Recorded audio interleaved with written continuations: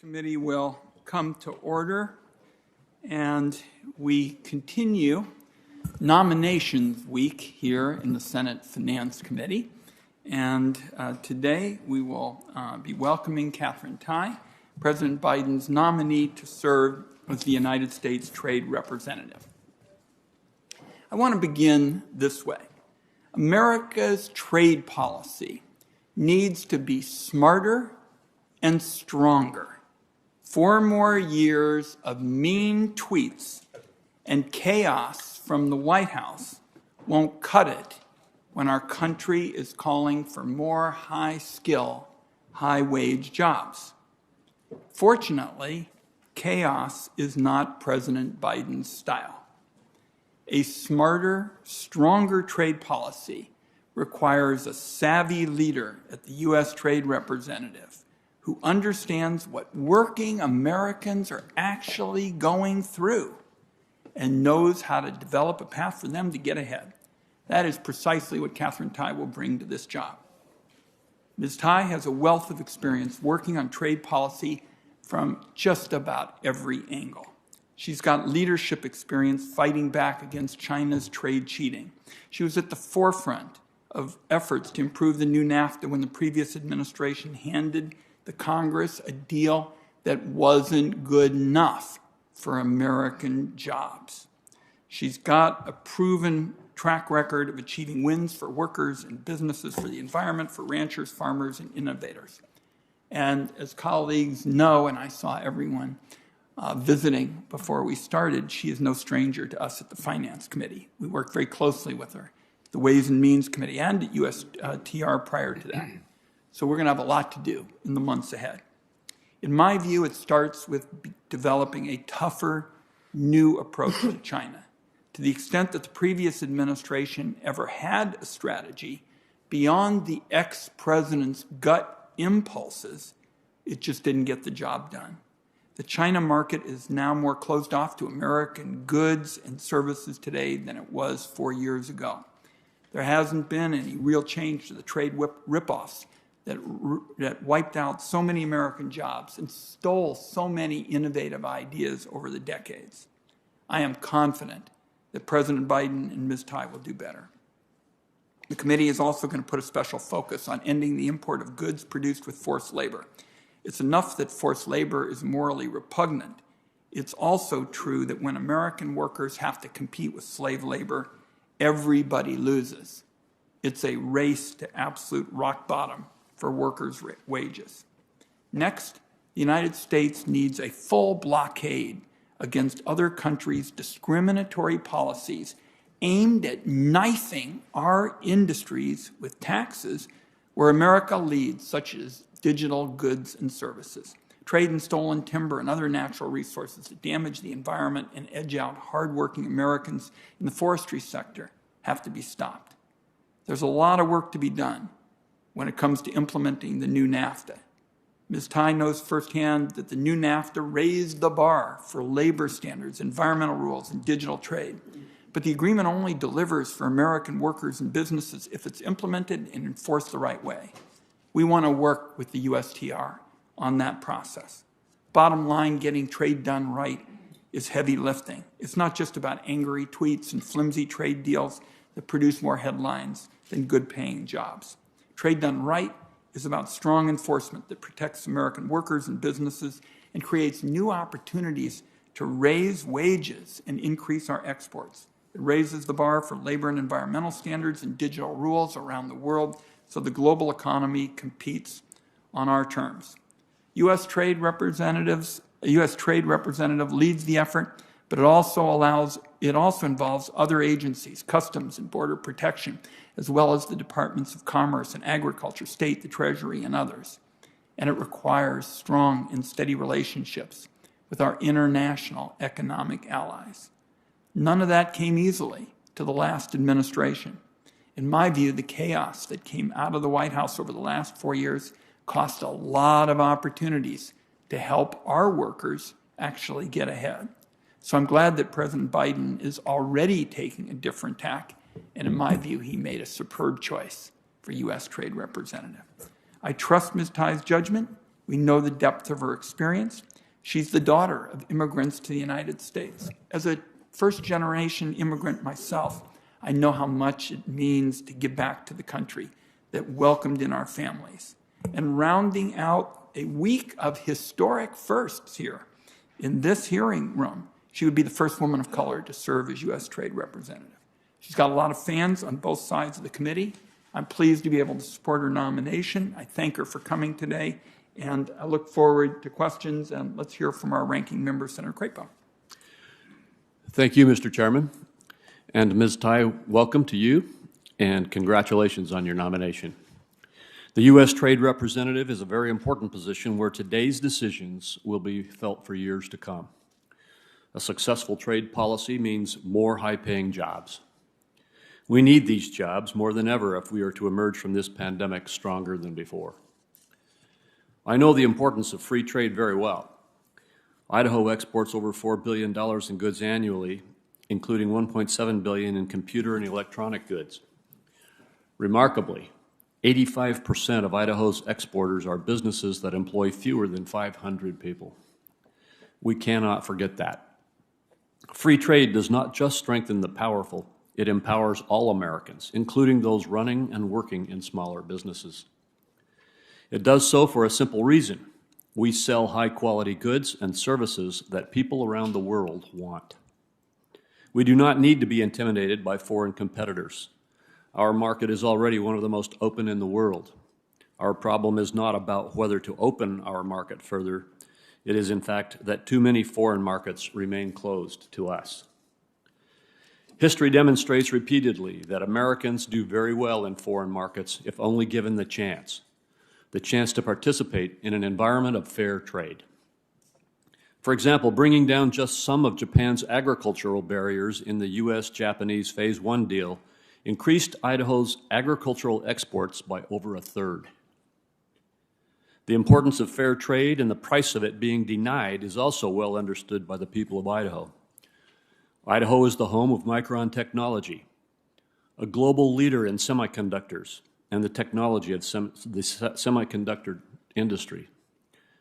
Chinese state-owned companies stole Micron's trade secrets in order to secure an unfair advantage.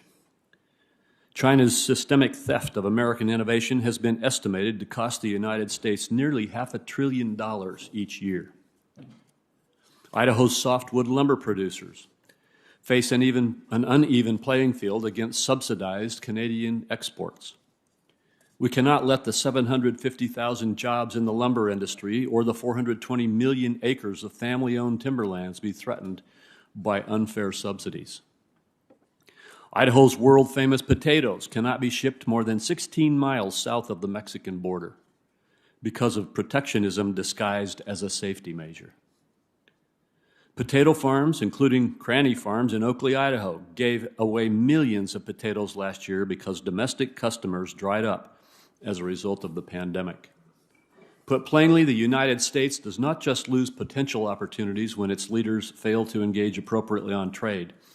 Our businesses and workers lose ground here at home, in every state. This is why the U.S. needs an effective USTR to tear down trade barriers and confront abusive trade practices. President Biden has nominated someone with extensive trade policy experience, including experience litigating major trade disputes against China. I look forward to hearing more from you, Ms. Tai, regarding how you would use your experience to engage the numerous challenges facing the United States, if confirmed as our U.S. Trade Representative. Your experience, no matter how extensive, will go to waste if the Biden administration's approach to trade policy ends up being a timeout, as some officials have already suggested. In particular, I'm referencing statements by administration officials who have asserted that the President will not sign any new trade agreements until he sees his domestic priorities achieved, including strengthening Buy American requirements in government purchasing. Ms. Tai, you must make the President understand that trade is a domestic priority for hundreds of millions of Americans. I'm happy to discuss buying American. However, our businesses and workers are ready to sell American to all foreign customers right now. While often said, it is worth repeating, most of the world's customers are outside of the U.S. borders. Americans deserve to sell their products and need access to that huge foreign marketplace. Our businesses need that access more than ever because other countries are not standing still. The United Kingdom is the fifth largest economy in the world, and the UK is taking advantage of its newfound freedom from EU restrictions to aggressively negotiate its own new trade deals. Our special political relationship with the UK must now be complemented with a special economic relationship that will increase employment and output on both sides of the Atlantic. It's not just our allies that are moving forward. Other countries are taking steps that may push us back even further if the United States is seen as standing still and not negotiating trade deals. Notably, China is moving forward with the Regional Comprehensive Economic Partnership, or RCEP. It is arguably the largest free trade agreement in the world. Yet the RCEP has weak rules on intellectual property and protecting foreign investment. And the RCEP has no rules whatsoever on state-owned enterprises, labor rights, or environmental protections. If the Biden administration wants a worker-centered trade policy, as it claims it does, then our USTR should ensure that the international trading regime strongly reflects American values rather than those of China. In short, the need for an energetic and effective trade policy is more compelling than ever. I expect Ms. Tai will well demonstrate in today's hearing that she has the requisite skill set to deliver as much. But the question is whether she will have the President's support to do so. I hope for America's sake that she will. Mr. Chairman, thank you for holding this hearing today, and I look forward to hearing from you, Ms. Tai. I thank my colleague, and we have some guests from the House, distinguished guests, Chairman Richie Neal and his ranking member, Kevin Brady. Let's allow them to make an introduction. Chairman Neal. Thank you, Chairman Wyden and Ranking Member Crapo and members of the committee. It's certainly an honor and delight to be here with my friend, the Ranking Member of the committee, Mr. Brady. It's not every day that one has the opportunity in these institutions to introduce a key member of your staff at their confirmation hearing for the top job in their field, or as we frequently refer to the Ways and Means Committee, as family. In nominating Katherine Tai to be the United States Trade Representative, President Biden selected a knowledgeable, tenacious trade expert that will use her perch to better the lives of the American people. As noted, first woman of color and the first Asian American, her nomination is indeed historic. But what is still to come will be how we define the history of this moment, and we will ultimately, I know, remember Katherine for the great work that she will do. I was struck by her own reflection of the work that has guided us through trade questions during these past years, but always guided by the promise of extending the same hope and opportunity that this country extended to her and her family many years ago. I'm glad that Chairman Wyden mentioned the immigrant experience because I share it as well with grandparents. Inspired by the example of her parents, who I learned this morning, her mom has a degree from the University of Massachusetts. Katherine is a second-generation public servant. She began her trade career at USTR back in 2007 as Associate General Counsel. Later, she served as Chief Counsel for China Trade Enforcement, where she represented our interests before the World Trade Organization. It was from there that the Ways and Means Committee had the good fortune of having Katherine join our team.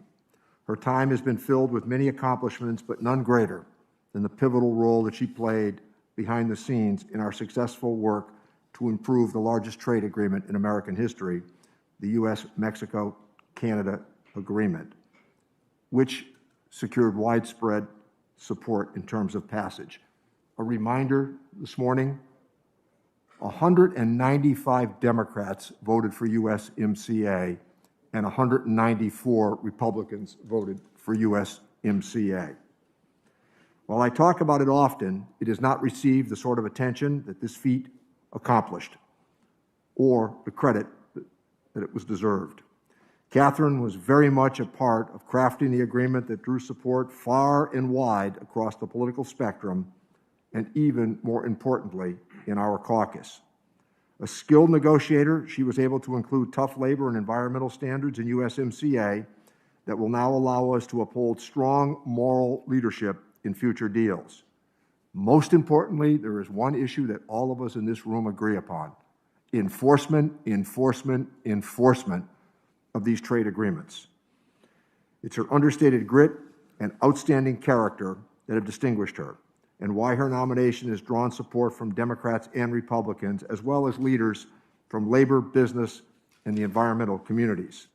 Having worked with Catherine for many years, I can say without hesitancy that no one is better prepared to represent the United States in the global trade arena as we recover from the pandemic and reestablish our dominance on the world stage. And given the trade policy and its understanding of the requirement for close collaboration between Congress and the administration, Catherine is uniquely situated to succeed. Looking ahead to reinvigorating our economy, Catherine will use sound domestic and international trade policy to better develop our workforce and level the playing field for hard-working Americans. As the United States seeks to repair strained relationships with our partners around the world and address increasingly perilous challenges from China, Catherine will be an honorable and effective representative for our nation, our people, and our interests. She's a trailblazer, and without doubt, the best choice to fill this critical position. I would urge all of you to support her nomination, and while I'm going to miss her counsel, it will truly be an honor to continue working with Catherine Tai, the United States Trade Representative, and I look forward to calling her Madam Ambassador. Thank you, Mr. Chairman. Thank you for an excellent statement, Mr. Chairman, and we will underline in the record that you consider her to be a trailblazer. That is a very important thing. Mr. Brady, welcome. Thank you, Chairman Wyden, Ranking Member Crapo, and members of the Senate or the Finance Committee. It is a great pleasure to be here to introduce Catherine Tai on her nomination as U.S. Trade Representative. It's a particular pleasure for two reasons. The first is that I can join with my friend and colleague, Chairman Neal, in a bipartisan show of support for Ambassador-designate Tai's nomination. And the second is that Ambassador-designate Tai is such a qualified nominee with a well-earned reputation as a knowledgeable and skillful trade lawyer, negotiator, and consensus builder. Her credentials are impeccable, with extensive experience at USTR, as the Chairman mentioned, and particularly as a distinguished alum of our Ways and Means Committee family. She understands how the Hill works. As members of Congress, we're assured that she knows Article 1, Section 8 of the Constitution backwards and forwards.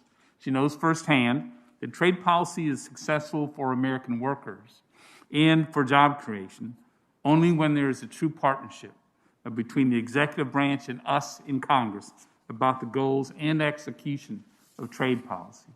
She understands that the core of that partnership is transparency and thorough consultation with members of Congress and their staffs. I'm confident she'll work with us to develop a bipartisan consensus on trade policy before taking action. Her invaluable work on USMCA, as the Chairman said, certainly showed her commitment to taking all views into account.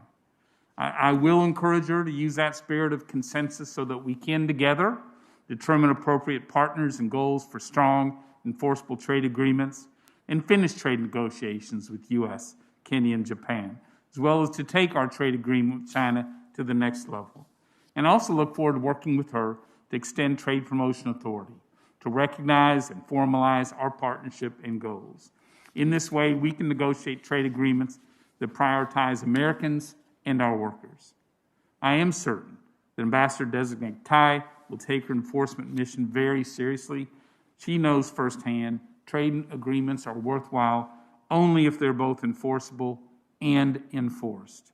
I take particular pride in having worked across the aisle with Chairman Neal and Ambassador-designate Tai to make sure that USMCA contains an enforcement mechanism that's greatly improved from NAFTA.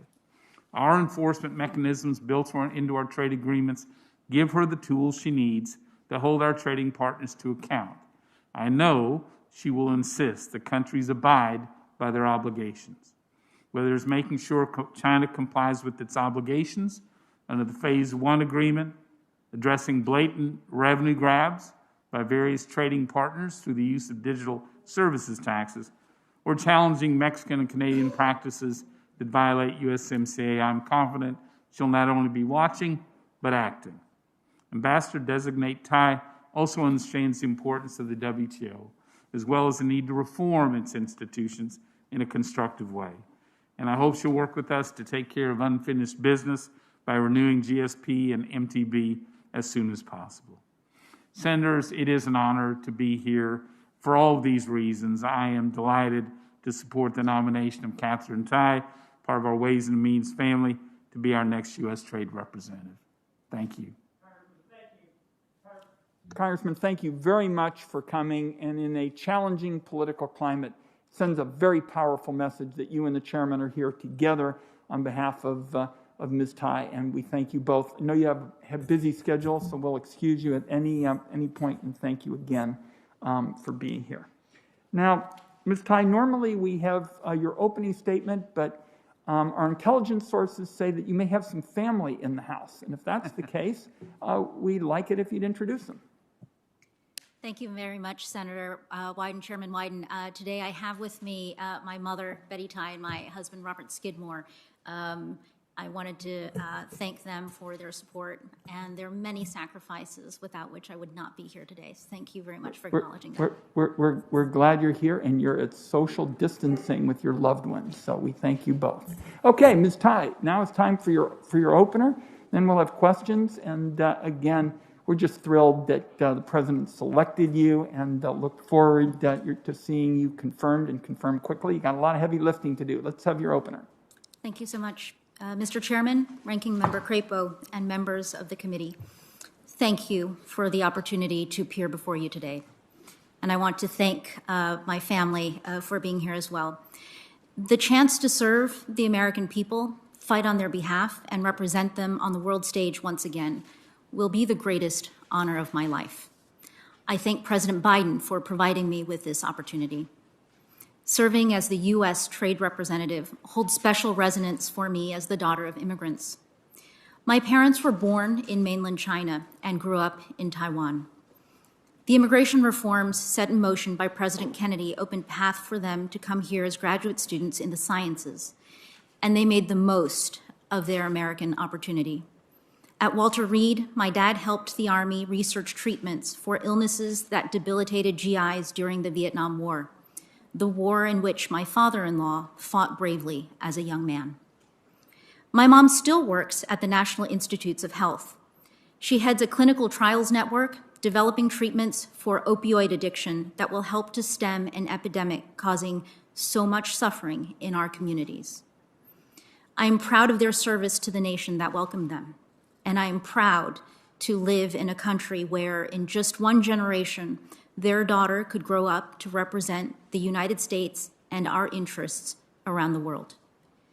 That sense of pride and patriotism will ground me every day if I have the honor to be confirmed as United States Trade Representative. I know that the challenges ahead are significant. Our first task will be to help American communities emerge from the pandemic and economic crisis. USTR has an important role to play in that effort. Working with Congress, the entire Biden-Harris administration, and other countries and trusted partners, USTR will help to build out strong supply chains that will get our economy back on track. In the longer term, we must pursue trade policies that advance the interests of all Americans, policies that recognize that people are workers and wage earners, not just consumers, policies that promote broad, equitable growth here at home, policies that support American innovation and enhance our competitive edge. That's why I will make it a priority to implement and enforce the renewed terms of our trade relationship with Canada and Mexico. Too often in the past, Congress and the administration came together to finalize and pass a trade agreement. But then other urgent matters arose, and we all moved on. The United States-Mexico-Canada agreement is a uniquely bipartisan accomplishment that must break that trend. It represents an important step in reforming our approach to trade. We must all continue to prioritize its implementation and success. We must continue to pursue trade policies that are ambitious in achieving robust bipartisan support. I will also prioritize rebuilding our international alliances and partnerships and re-engaging with international institutions. We must do the hard work and secure the necessary reforms that allow the world to come together and address common threats like climate change, the COVID pandemic, and a global economic downturn. That duty of leadership extends, of course, to addressing the challenges posed by China.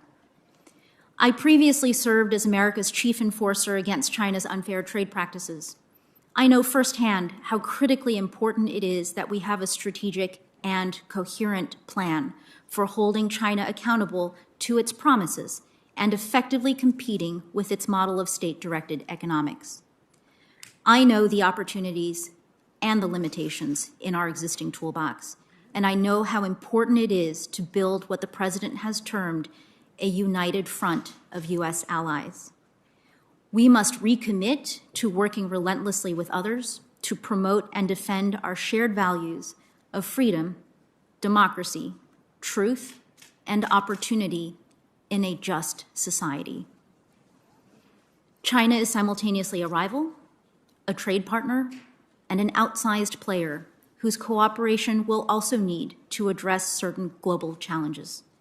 We must remember how to walk, chew gum, and play chess at the same time. That means here at home, we must prioritize resilience and make the investments in our people and our infrastructure to harness our potential, boost our competitiveness, and build a more inclusive prosperity. We must also impart the values and rules that guide global commerce, and we must enforce those terms vigorously.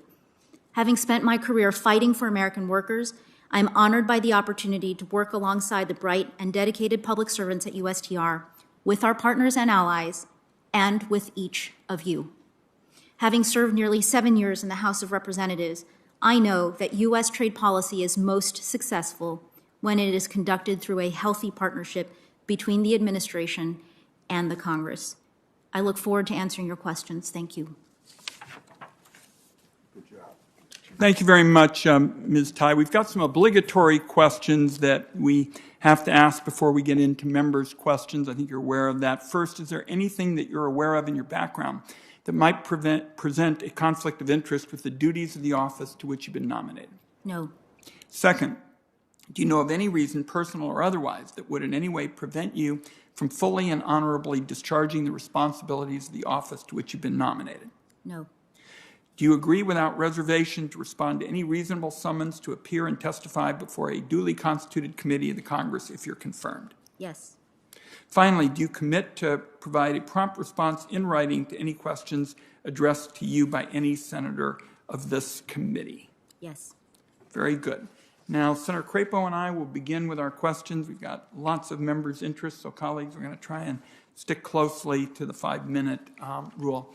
Ms. Tai, it seems to me we have to begin with the reality that America sacrificed 4 years of trade leverage, particularly stiffing allies who wanted to work with us on key questions, particularly China.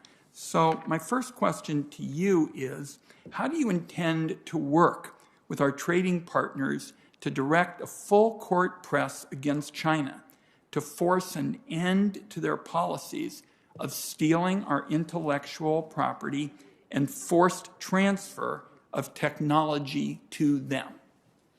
Chairman Wyden, thank you for your question and for highlighting this important aspect of the trade policy that the United States needs to have going forward.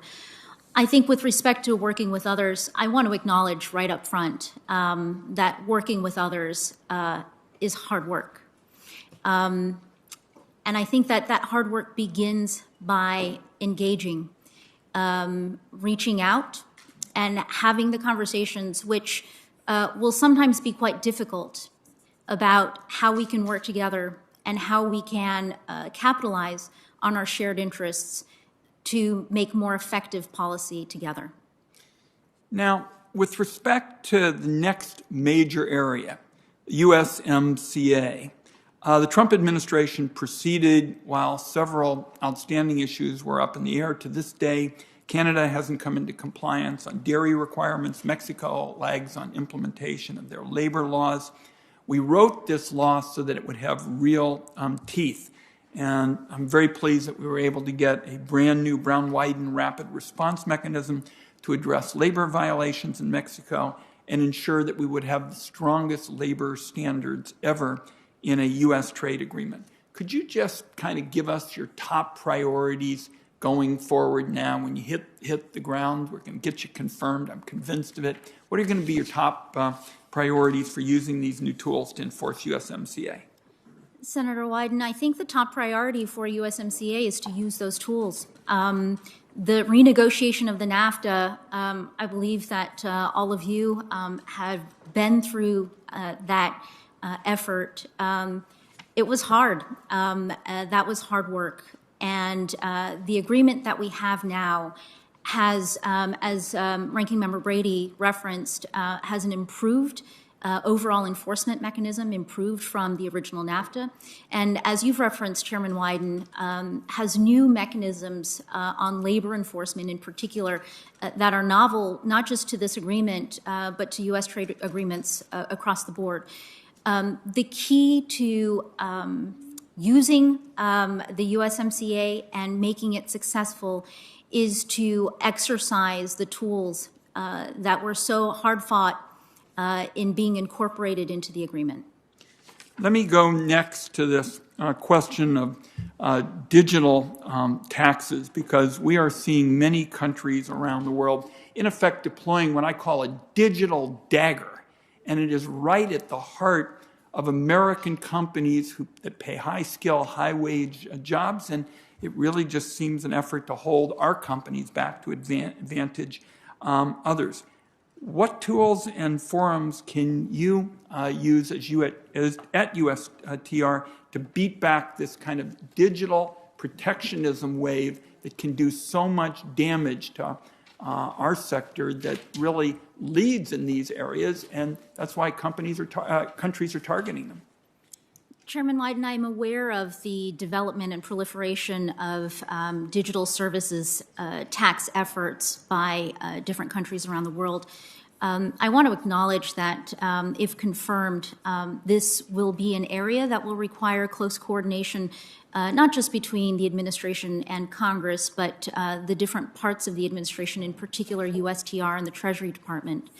I know that the Biden administration is committed to cooperative multilateral efforts at the OECD and the G20, and if confirmed, I will look forward to working with colleagues in the administration and with the senators on this committee, the members of the Ways and Means Committee and Congress overall to address the issue. Let me close on the issue of tariffs. Under Section 232, the previous administration imposed tariffs on steel and aluminum imports that they said threatened to impair national security. The tariffs are still in place for most countries, including many of America's allies, and as a result, a number of our trading partners have imposed retaliatory tariffs on our exports. Recognizing that the Commerce Department administers this rather than USTR, you're also going to play an important role in tariff policy because it's part of the trade toolbox. In your view, what role should these tariffs play in a worker-focused trade policy? Well, Senator Wyden, the tariffs, I want to acknowledge that you're absolutely right. The 232 program is within the authority of the Commerce Department. But if confirmed, I would hope very much to work closely as USTR with the Commerce Department and other parts of the administration on the landscape that we have before us. I also want to say that with respect to tariffs, that tariffs are a legitimate tool in the trade toolbox. It It is because of tariffs that the Senate Finance Committee and the Ways and Means Committee have original jurisdiction over trade. And tariffs are a very important part of our fair trade remedies toolbox. Having said that, I think that with respect to the 232 tariffs on steel and aluminum that you mentioned, we have to acknowledge that we have overall a very significant global marketplace problem in the steel and aluminum markets that are driven primarily by China's overcapacity that it's built in production of these materials. But it's not just a China problem. And what we are going to need in a worker-centered trade policy is an effective solution that looks at a whole slew of policy tools to address that larger problem. Thank you. I'm over my time. Senator Crapo. Thank you, Mr. Chairman, and again, welcome, Ms. Tai. I want to follow up a little bit on some of the USMCA types of questions that Chairman Wyden already started addressing with you. With regard to its commitments under the USMCA, Mexico is taking a number of steps in the wrong direction. In agriculture, Mexico is maintaining or enacting new restrictions on the U.S. that lack any scientific justification, including potatoes, as I've already mentioned, biotech crops, and others. In the energy industry, Mexico appears to be discriminating against U.S. businesses to favor its state-owned oil and gas giant, Pemex. If confirmed, how would you employ the tools available under the USMCA, including dispute settlement, to resolve such issues if we don't see progress on them in the next few months? Thank you very much, Ranking Member Crapo, for that question. I'm aware of some of the ongoing concerns with Mexico's implementation of the USMCA in these areas and in others. I think to echo my earlier comments, we have a full set of tools, a lot of them new in the USMCA, for engaging with Mexico and with Canada, for that matter, to address ongoing irritants and ongoing frictions. Again, if confirmed, I look forward to engaging with the stakeholders, with the really expert staff at USTR, and with all of you to beginning our engagement with the Mexican government on how to resolve our problems. Well, thank you. I appreciate your focus on dispute resolution. The fixes and improvements that we made in the USMCA, I believe, were badly needed. I just want to focus, again, one more on that, this time with regard to Canada. An issue that's very important to us in the Pacific Northwest is softwood lumber. I'm deeply concerned about the impact of subsidized and dumped Canadian lumber imports on American businesses and jobs, and this is an issue, as you know, which we've been dealing with for years and years. And we've had tons of litigation. We're engaged in litigation now. Can you commit to me that, if confirmed, you'll aggressively defend our trade remedy measures on Canadian lumber, including by allocating whatever resources are necessary to mount a successful defense in the litigation that is now underway? Ranking Member Crapo, if confirmed, I commit to you to work closely with you and the senators and members for whom the lumber industry is very important on, as you noted, our longstanding issues in this area with Canada, and I hope to have that opportunity to do that. Thank you. I appreciate that. America's innovative industries are second to none. From creative content to digital commerce to pharmaceutical research, America's innovators are what are getting us through the pandemic and what will get us out of it. We need to preserve our leadership in this field, and the April release of the USTR Special 301 report is intended to assess whether U.S. trading partners provide effective intellectual property protection. Do you agree that the focus of the Special 301 report should be to directly call out countries and practices that injure Americans' interests, rather than to simply abstractly address what IP measures benefit the interests of our trading partners? Senator Crapo, your question about Special 301 is an excellent one. I think sitting here before you today, my answer would be that I believe that Special 301 should be considered one of the tools in the IP enforcement and monitoring toolbox, and that its use should be focused on effectiveness and making it as effective as possible in promoting the interests and resolving the problems for America's innovators. Well, thank you. And as my question implies, I'm very concerned about getting a much stronger focus on IP protection in our U.S. trade negotiations and activities. Do you personally support the notion that's been put out about appointing a chief innovation and intellectual property negotiator at the USTR? So, Senator Crapo, I know we've talked about this before. Yes. The position has been created in law. I believe it was in 2015. And the position has actually not been filled before. I know that there are senators who are in this very room right now who were critical in the creation of that position.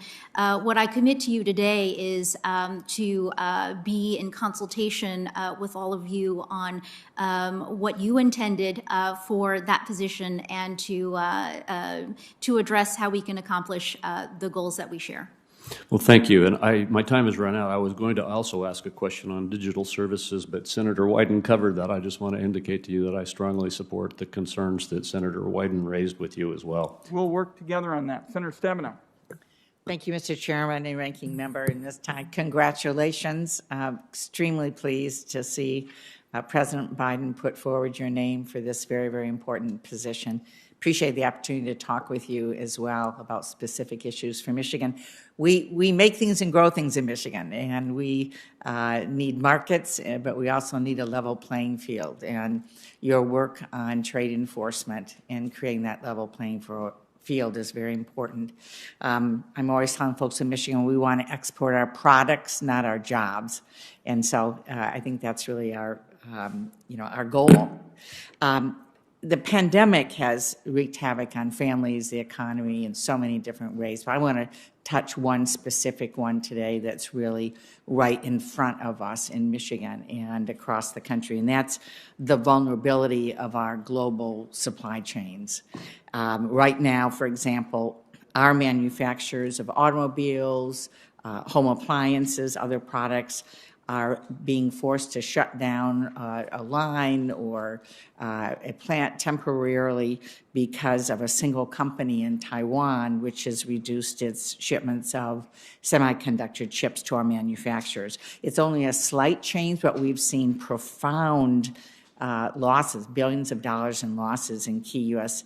manufacturers because of that decision. So I've raised this with multiple people within the Biden administration. I've met with the ambassador for Taiwan.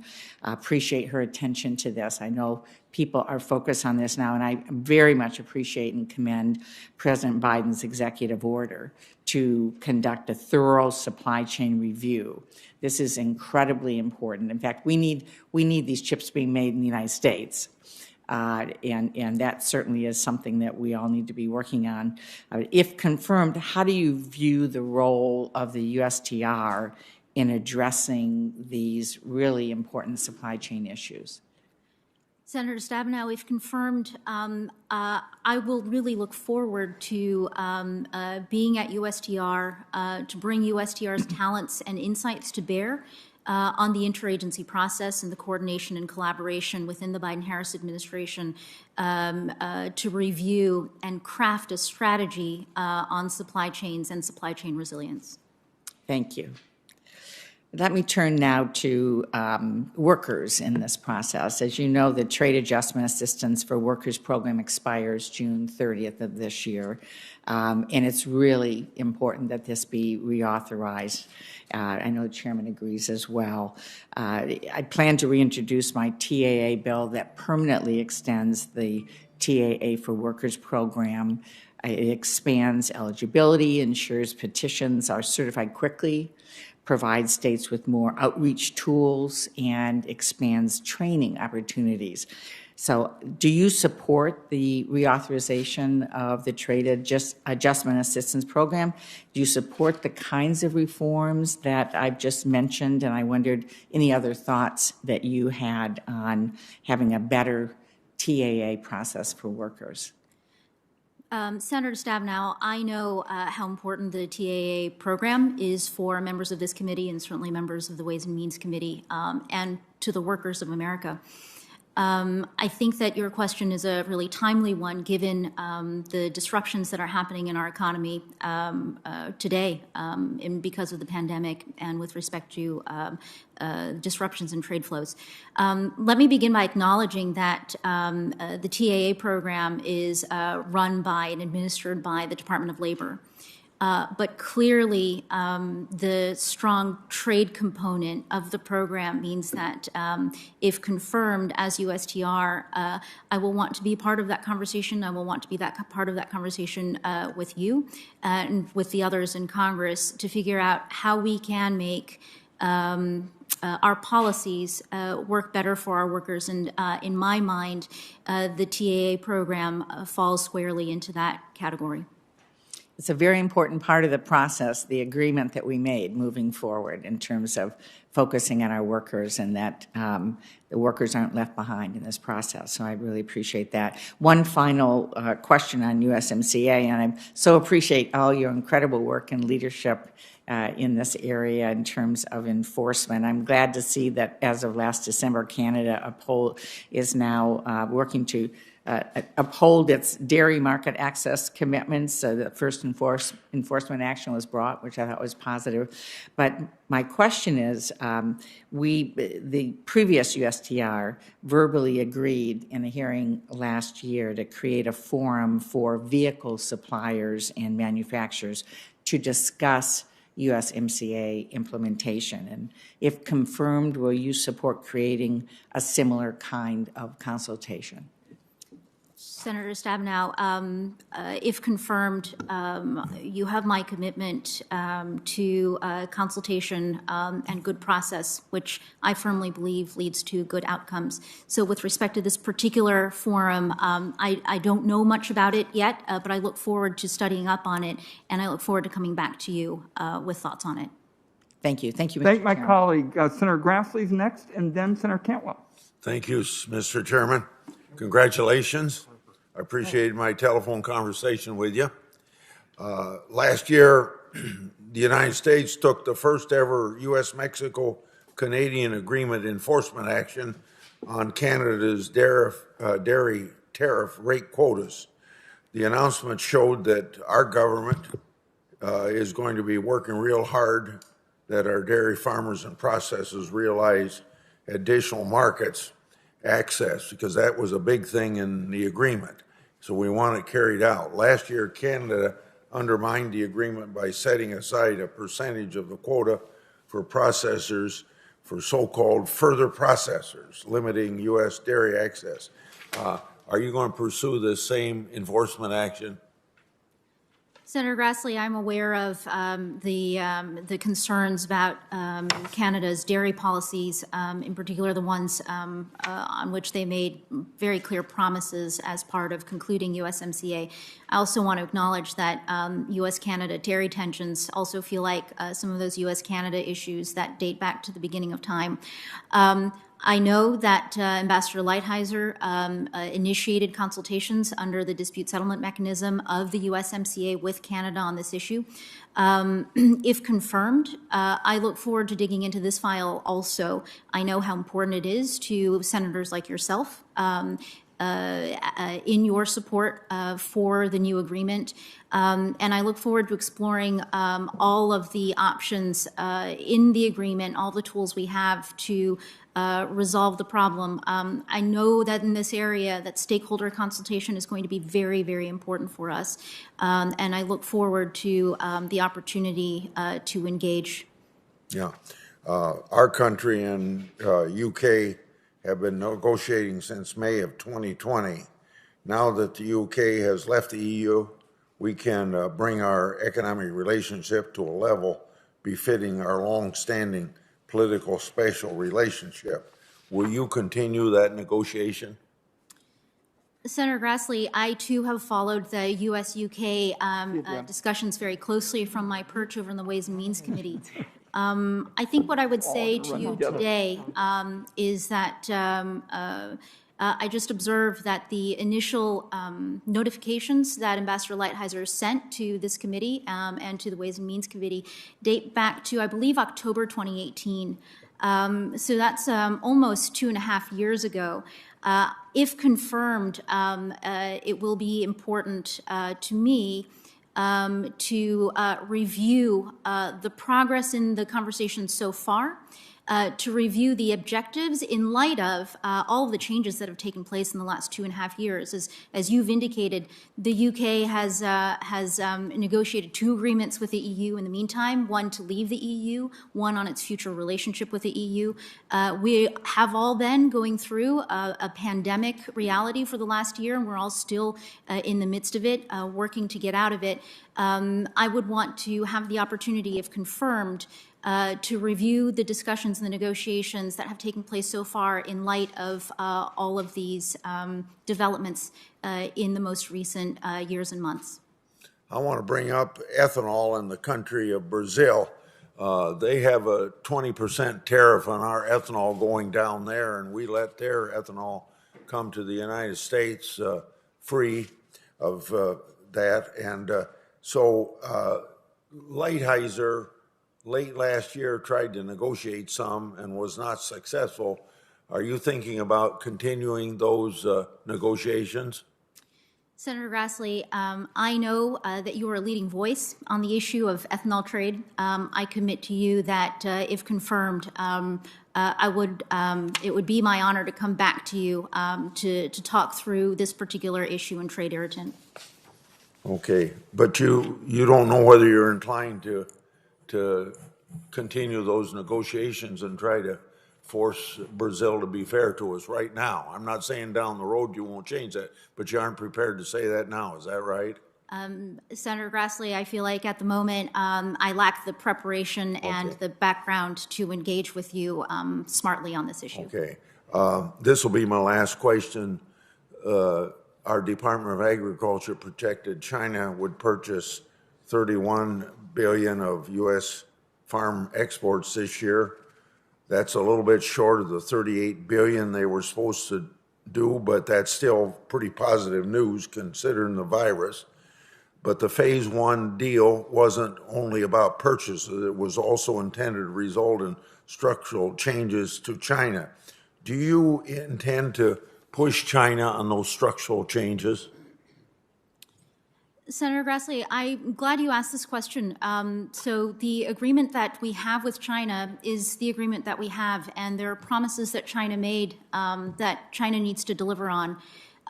With respect to structural changes within China, I think that we would all be delighted to have those structural changes in China, to have our economies be more compatible. I think it is absolutely worth exploring with China, but I also want to note that those are conversations and those are roads that have been well worn by U.S. trade representatives before me. And so on this issue of the U.S.-China trade relationship, I would like to say that we need to be exploring all of our options. I thank my colleague. We've got so many members here. Senator Cantwell very graciously said that Senator Carper could go next because he's got a meeting that's time sensitive. Thanks, Mr. Chairman, and my thanks to Senator Cantwell. Welcome. She's not here today, but I want to shout out to Lucy Chow, who is now my new legislative director, succeeding Jan Vielkelman, who's over your right shoulder. Lucy came to me right after the election. She said, Catherine Tai would be terrific. I called Richie Neal, and he said she would be terrific. Don't steal her. And they did. The administration stole her, but you got a good guy sitting over your right shoulder there, and Jan Vielkelman. So you also have sitting behind you your mom and your husband. I just want to say to your mom, thanks for raising this gal and share your willingness to share with all of us, and to our husband. Thank you so much for your willingness to share your wife. We've been blessed with 2 terrific trade reps in the last 8, 12 years, Michael Froman and more recently Robert Lighthizer. And so you have, you follow some really good, exceptional people. I just want to, those 2 guys didn't agree on one thing, TPP. They didn't sharply disagree. Take 30 seconds. Just give us some idea. Is it a fool's errand to ever think we could sort of reopen it and get back into a deal like that that has 40% of the world trade, 12 nations were one of them. We're on the inside, China's on the outside, and the last administration pulled us out, I think, very foolishly. Any chance we could get back into there? Just take 30 seconds. Senator Carper, are you really only going to give me 30 seconds? Yeah, please. Okay. Look, I And you think, can answer longer for the record, but just very, very briefly. all right. Let me try to be as brief as I can on this because I think it's an important question. I know it's a question that a lot of people, a lot of senators and House members are asking themselves. I think that the formula for TPP, which is for the United States to engage robustly with countries and economies with which it has a lot of shared interests, economic interests and also strategic interests, in particular with respect to those interests in Asia and with respect to the challenges coming from China. That is a solid equation, if you will. But I also want to acknowledge that sitting before you here today in 2021, that the world is very different in important ways from the way the world was in 2015 and 2016. And so if confirmed, what I would like to do is to work with the administration, work with you and your colleagues in the Senate and in the House. You can stop right there. It's a deal. Thank you. Let me turn the page. As chair, I have the privilege of serving as chair of the Committee on Environment and Public Works, and we have a particular interest, as you may recall, in environmental trade policy. As a lead congressional negotiator for the new NAFTA, you and your team were instrumental in securing the strongest ever environmental standards and a free trade agreement. Thank you for that. Kudos. Of course, the new NAFTA isn't perfect, and it does not include everything that I and many of my colleagues would have liked to see with regard to environmental protection. At the same time, though, one of the improvements that I'm most excited about are the new environmental monitoring and enforcement tools and resources, some of which my office worked with you to develop and include in the new NAFTA implementing legislation. Should you be confirmed, what steps would you take to ensure that the U.S. Trade Rep is making full use of these tools so that those who break the rules are actually held accountable? Just a brief comment. Senator Carper, to maximally use the tools that have been built into the USMCA will require USTR to work closely with partner agencies, whether it's the EPA, the Department of Commerce, NOAA, USDA, and others, CBP, on an enforcement strategy. I believe that the agency institutions required have started to be built up. And if confirmed, I would be keen to continue to make sure that those tools and those entities are made as useful as possible. Thank you. Thank you, Mr. Hyde. I want to take a minute and link trade policy and the environment and climate change, if I could. While labor standards have been a traditional area of focus for our trade policies, robust environmental standards, as you know, have been a more recent area of focus. It's a great area of focus for this administration. I've long been interested in ensuring parity between labor and environmental standards in our trade policies. After all, safeguarding our environment and addressing climate change require a global response, as you know. That's why I support policies such as adding environmental standards to the Generalized System of Preferences program, and which promotes, as you know, economic development in developing nations. Question, can you discuss with us briefly how you would approach reviewing other aspects of the trade policies that would benefit from being more closely linked to the environment and climate change going forward? Senator Carper, I will try to keep my response short, which is I believe that trade policy has a lot to contribute to the climate effort. Trade policy is about working with other countries. Sometimes it's cooperative, sometimes it's more contentious, but climate is a collective challenge that's going to require a collective solution, and trade policy, I believe, will be able to contribute to that. I also want to note that the rest of the world is coming up with its own climate solutions, and that means that as other countries and economies begin to regulate in this area, climate and trade policies become a part of our competitive policy landscape, and that is another area where I believe that trade can contribute. Good. Mr. Chairman, thanks for the time. You know, I would just say it in closing. we have a great opportunity to lead on climate change. It's a great opportunity to You lead. indeed. and She's you're a big the- part you're of the- that. You're the leader. Thank you. Our Thank you. next three will be Senator Cornyn, Senator Cantwell, and Senator Menendez. Senator Cornyn. Ms. Ty, congratulations on your nomination. Let me just start where Senator Carper, the point he raised about TPP. The one thing we have that China does not have is friends and allies. And I think we improve our negotiating position on economic and national security matters by allying with our friends. And so I would certainly encourage you and the administration to look at re-entering that. I thought that was a good idea by the Obama administration. I regret that the Trump administration decided only bilateral trade agreements made sense and not multilateral agreements, especially under these unique circumstances. And I would also suggest that we look at India as a potential addition to the TPP. We've grown much closer to India, of course, the world's largest democracy, one that believes in the rule of law, as we do, and a great counterweight as well. We have entered into what's known as the Quad when it comes to national security cooperation with India, and I think it would be appropriate to include India in those discussions as well. I guess that's not so much a question as is a statement. Let me also echo some of the concerns raised by Senator Stabenow when it comes to semiconductors, as we had a great visit with the president yesterday on supply chain vulnerability, and there's probably no greater current example of that vulnerability than the automobile manufacturing industry in this country. Doesn't have the semiconductors necessary to be able to build the cars that it could sell if they could just get the semiconductors to build them with. If the COVID-19 has shown us anything, it's shown us our vulnerabilities to supply chains, and that's true whether it was PPE, as you'll recall, when the virus hit, made mainly by China. But semiconductors, of course, as you know, basically anything with an off and on switch relies on semiconductors, and the high-end semiconductors manufactured in Taiwan are the sole source of some of the most sophisticated technology in the world, including everything from the F-35 down to cell phones. So what role does the U.S. Trade Representative play in bolstering our vulnerable supply chains? I realize you may not be the end-all, be-all, but does the USTR play any role in that, and what would you suggest?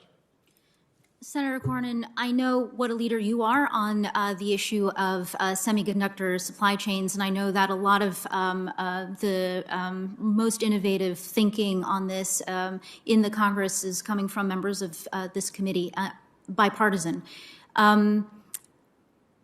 I think what I'd like to share in terms of thinking about the potential role of USTR, and if confirmed, my role in working through a supply chain strategy, is that I think that U.S. trade policy, global trade policy, a lot of the assumptions that we have based our trade programs on, has maximized efficiency without regard to the requirement for resilience. And so I think that trade policy, setting aside the focus on consultations and collaboration in this issue area, trade policy itself needs to be rethought and reformed with resilience and strategy in mind.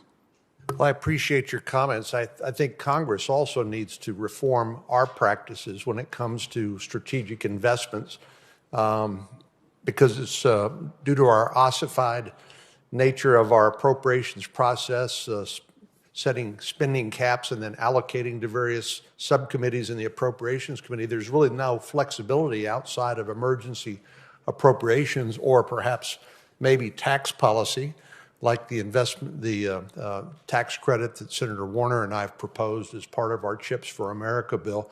I think we have to look at all the tools that are available to us in this competition with China, as President Biden and all of us have recognized, this is a threat to our dominance and economically as well as to our national security. And I think we would be negligent in the performance of our responsibilities and the trust we hold for the American people if we didn't rise to the challenge of dealing with that. So we look forward to working with you and the administration and as well as all of my colleagues in trying to fill that gap. Thank you. Just very, very quickly, on this point of the semiconductor, issue, Senator Crapo and I consider this a top bipartisan priority for this committee. We have in our part of the world some of the arguably purest technology companies in this field anywhere. So we are looking forward to working with our colleagues on both sides of the aisle on it. It's hugely important to the American economy. Senator Cantwell. Thank you, Mr. Chairman. And I just want to say again to Betty Tai, congratulations on your daughter's nomination. And we so appreciate you being here today. And you've raised a very smart and talented daughter, and she's going to be very busy.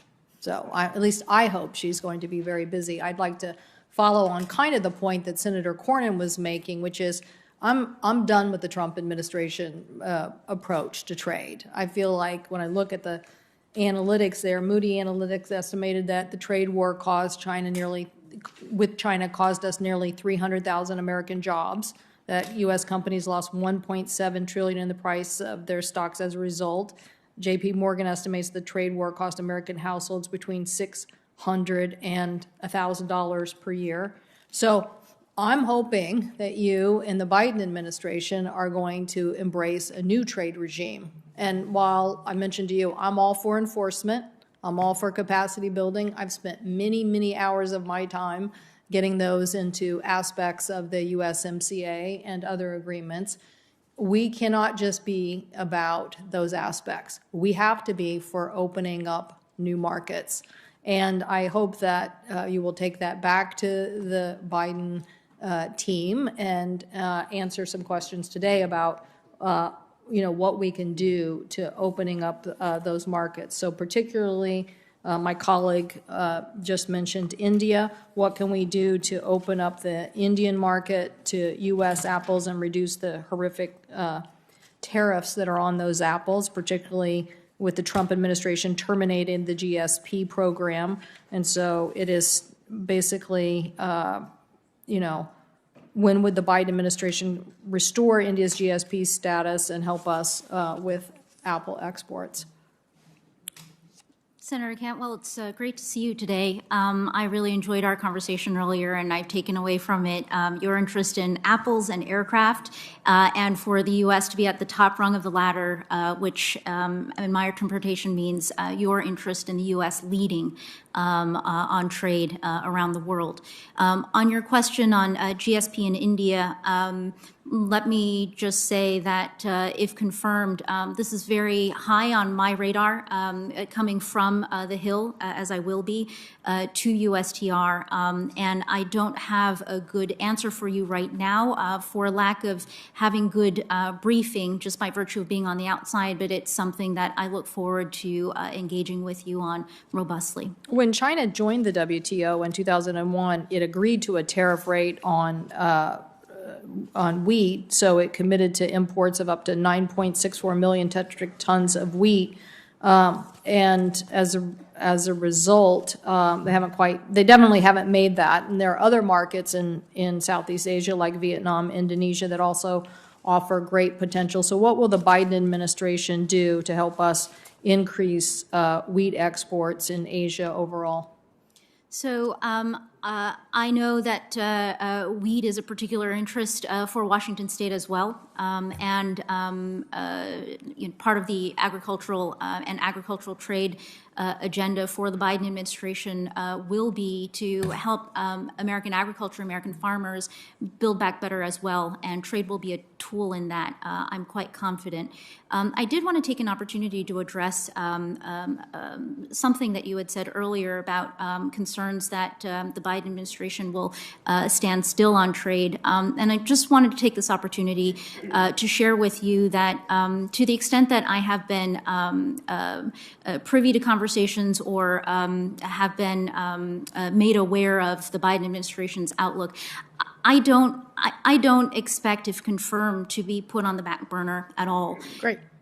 Great. Well, I'll tell your mom right now, I'll be right behind you, pushing you, okay? Because I come from a trading state, and I believe that we live in a global economy. I want to talk to you about digital trade, but the notion that, you know, the last 4 years is a way to approach this, it's not. I believe trade changes culture.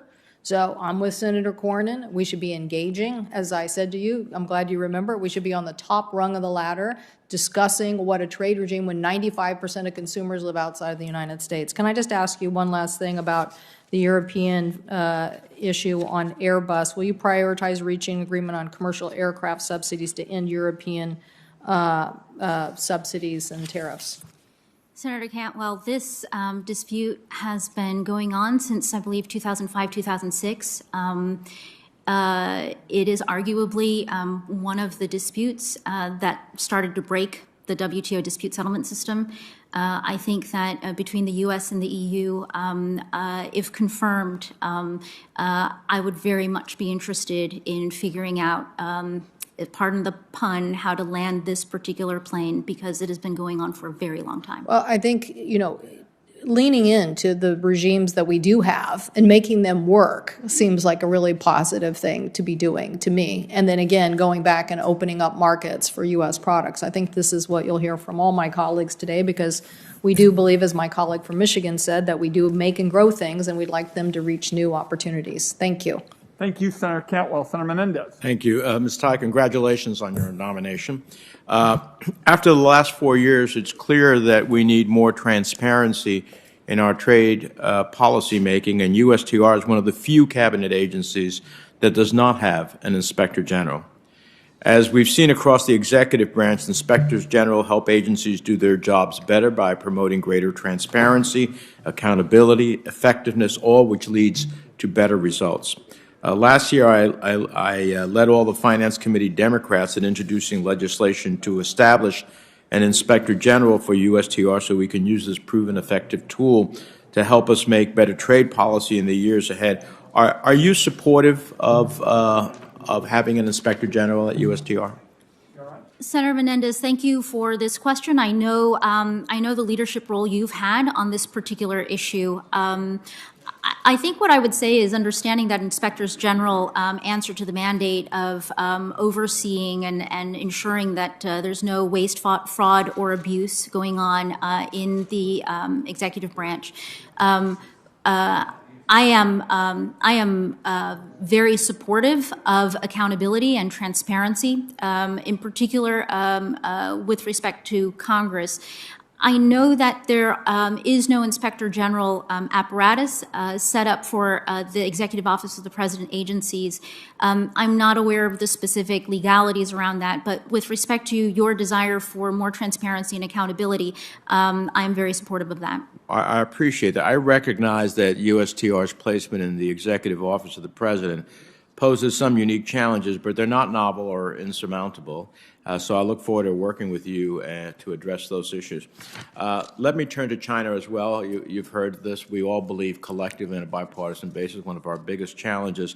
Last Congress, I led in the introduction of the American Leads Act. It is a cross-jurisdictional piece of legislation to not only confront China, but to compete with China at the end of the day. Do you believe that domestic investments are part of our response to the challenge of competing with China? Absolutely, Senator.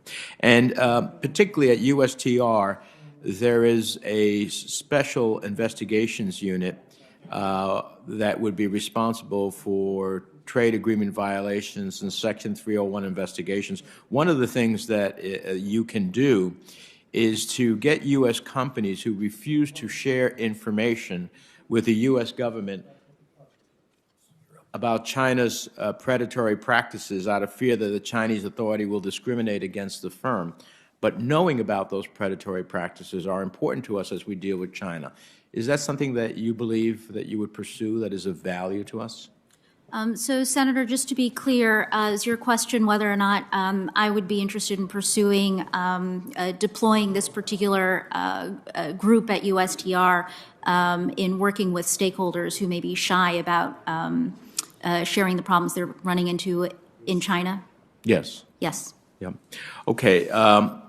One of the most important things, including in the competition with China, is that innovation and R&D has to be a central part of our response. As you may know, New Jersey is a center of innovation from telecom to medical products to pharmaceuticals. So it's critical for manufacturers in my state that USTR advance and defend strong intellectual property rules in our trade agreements and at global fora like the World Trade Organization. If confirmed, would you work to protect American innovators and the millions of American workers in IP-intensive industries? Senator Menendez, I know New Jersey's place in America's innovation economy, and I know that one of the things that distinguishes our economy is the innovation that goes on here. I think that is in large part due to the balance that is achieved by the Congress in terms of our intellectual property protection and rights laws. Yes, I believe it is important for our trade policies to reflect that balance as well between the rights of innovators and the rights of those seeking access to the fruits of their innovations. Finally, let me turn to Europe. USTR, following on Senator Cantwell's, imposed 25% tariffs on EU food products such as cheese, wine, and olive oil after winning a case against the EU. But those tariffs have been devastating to food importers and restaurants in New Jersey, struggling particularly due to the pandemic. They can ill afford to have increased costs at a time like this. And a year and a half into these retaliatory tariffs, I don't think anyone can say that the strategy of targeting food and beverage products on an aircraft dispute is working to bring a resolution to this dispute. Would you make it a priority to review the Airbus tariffs and listen to our food importers or restaurants so that the businesses that have nothing to do with the underlying dispute can get some relief?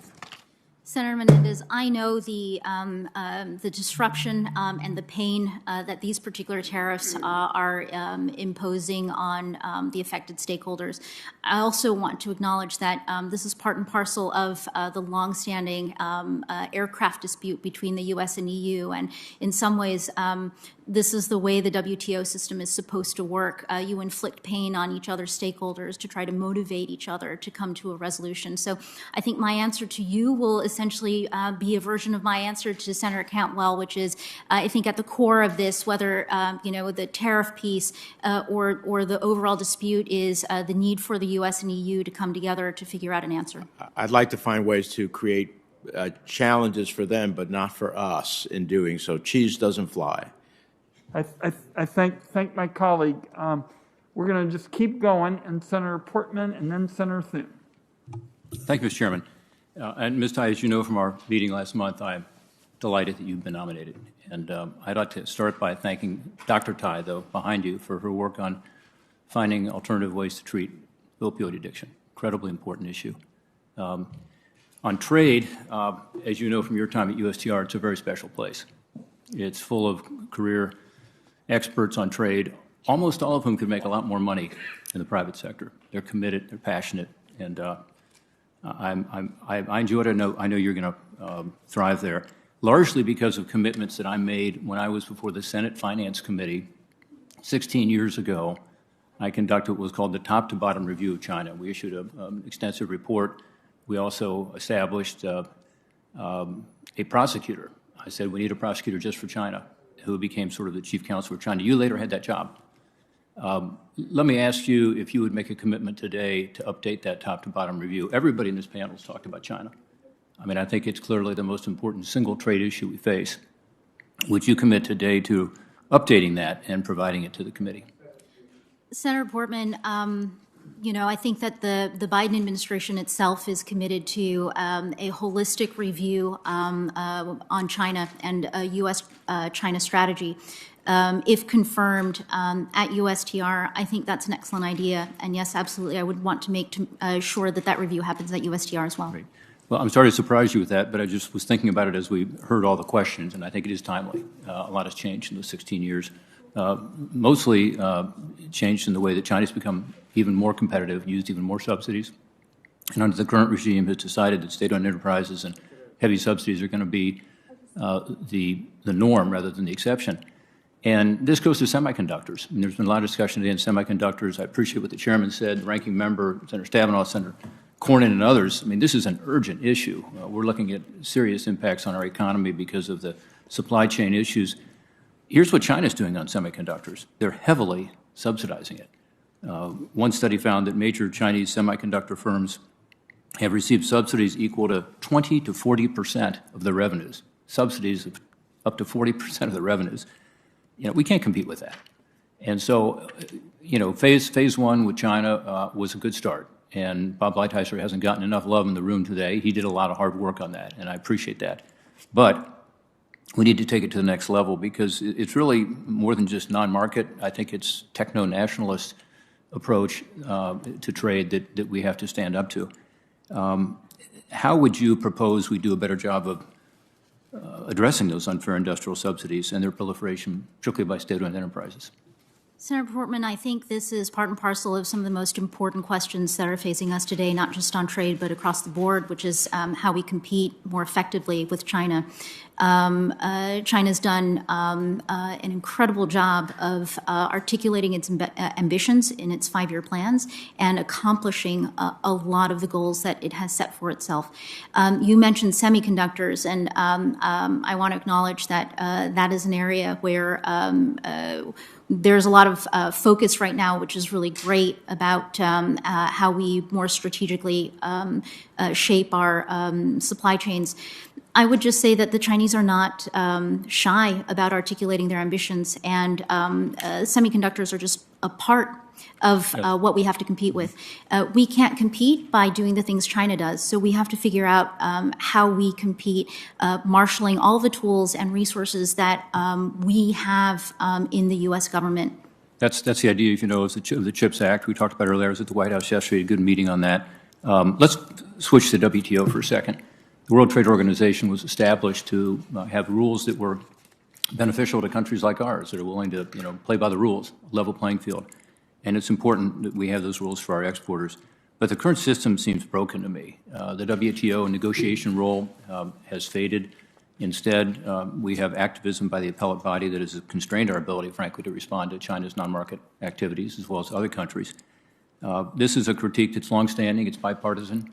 Senator Cardin, who was here earlier, I think is coming back, and I introduced legislation on WTO reforms. I know you've seen those.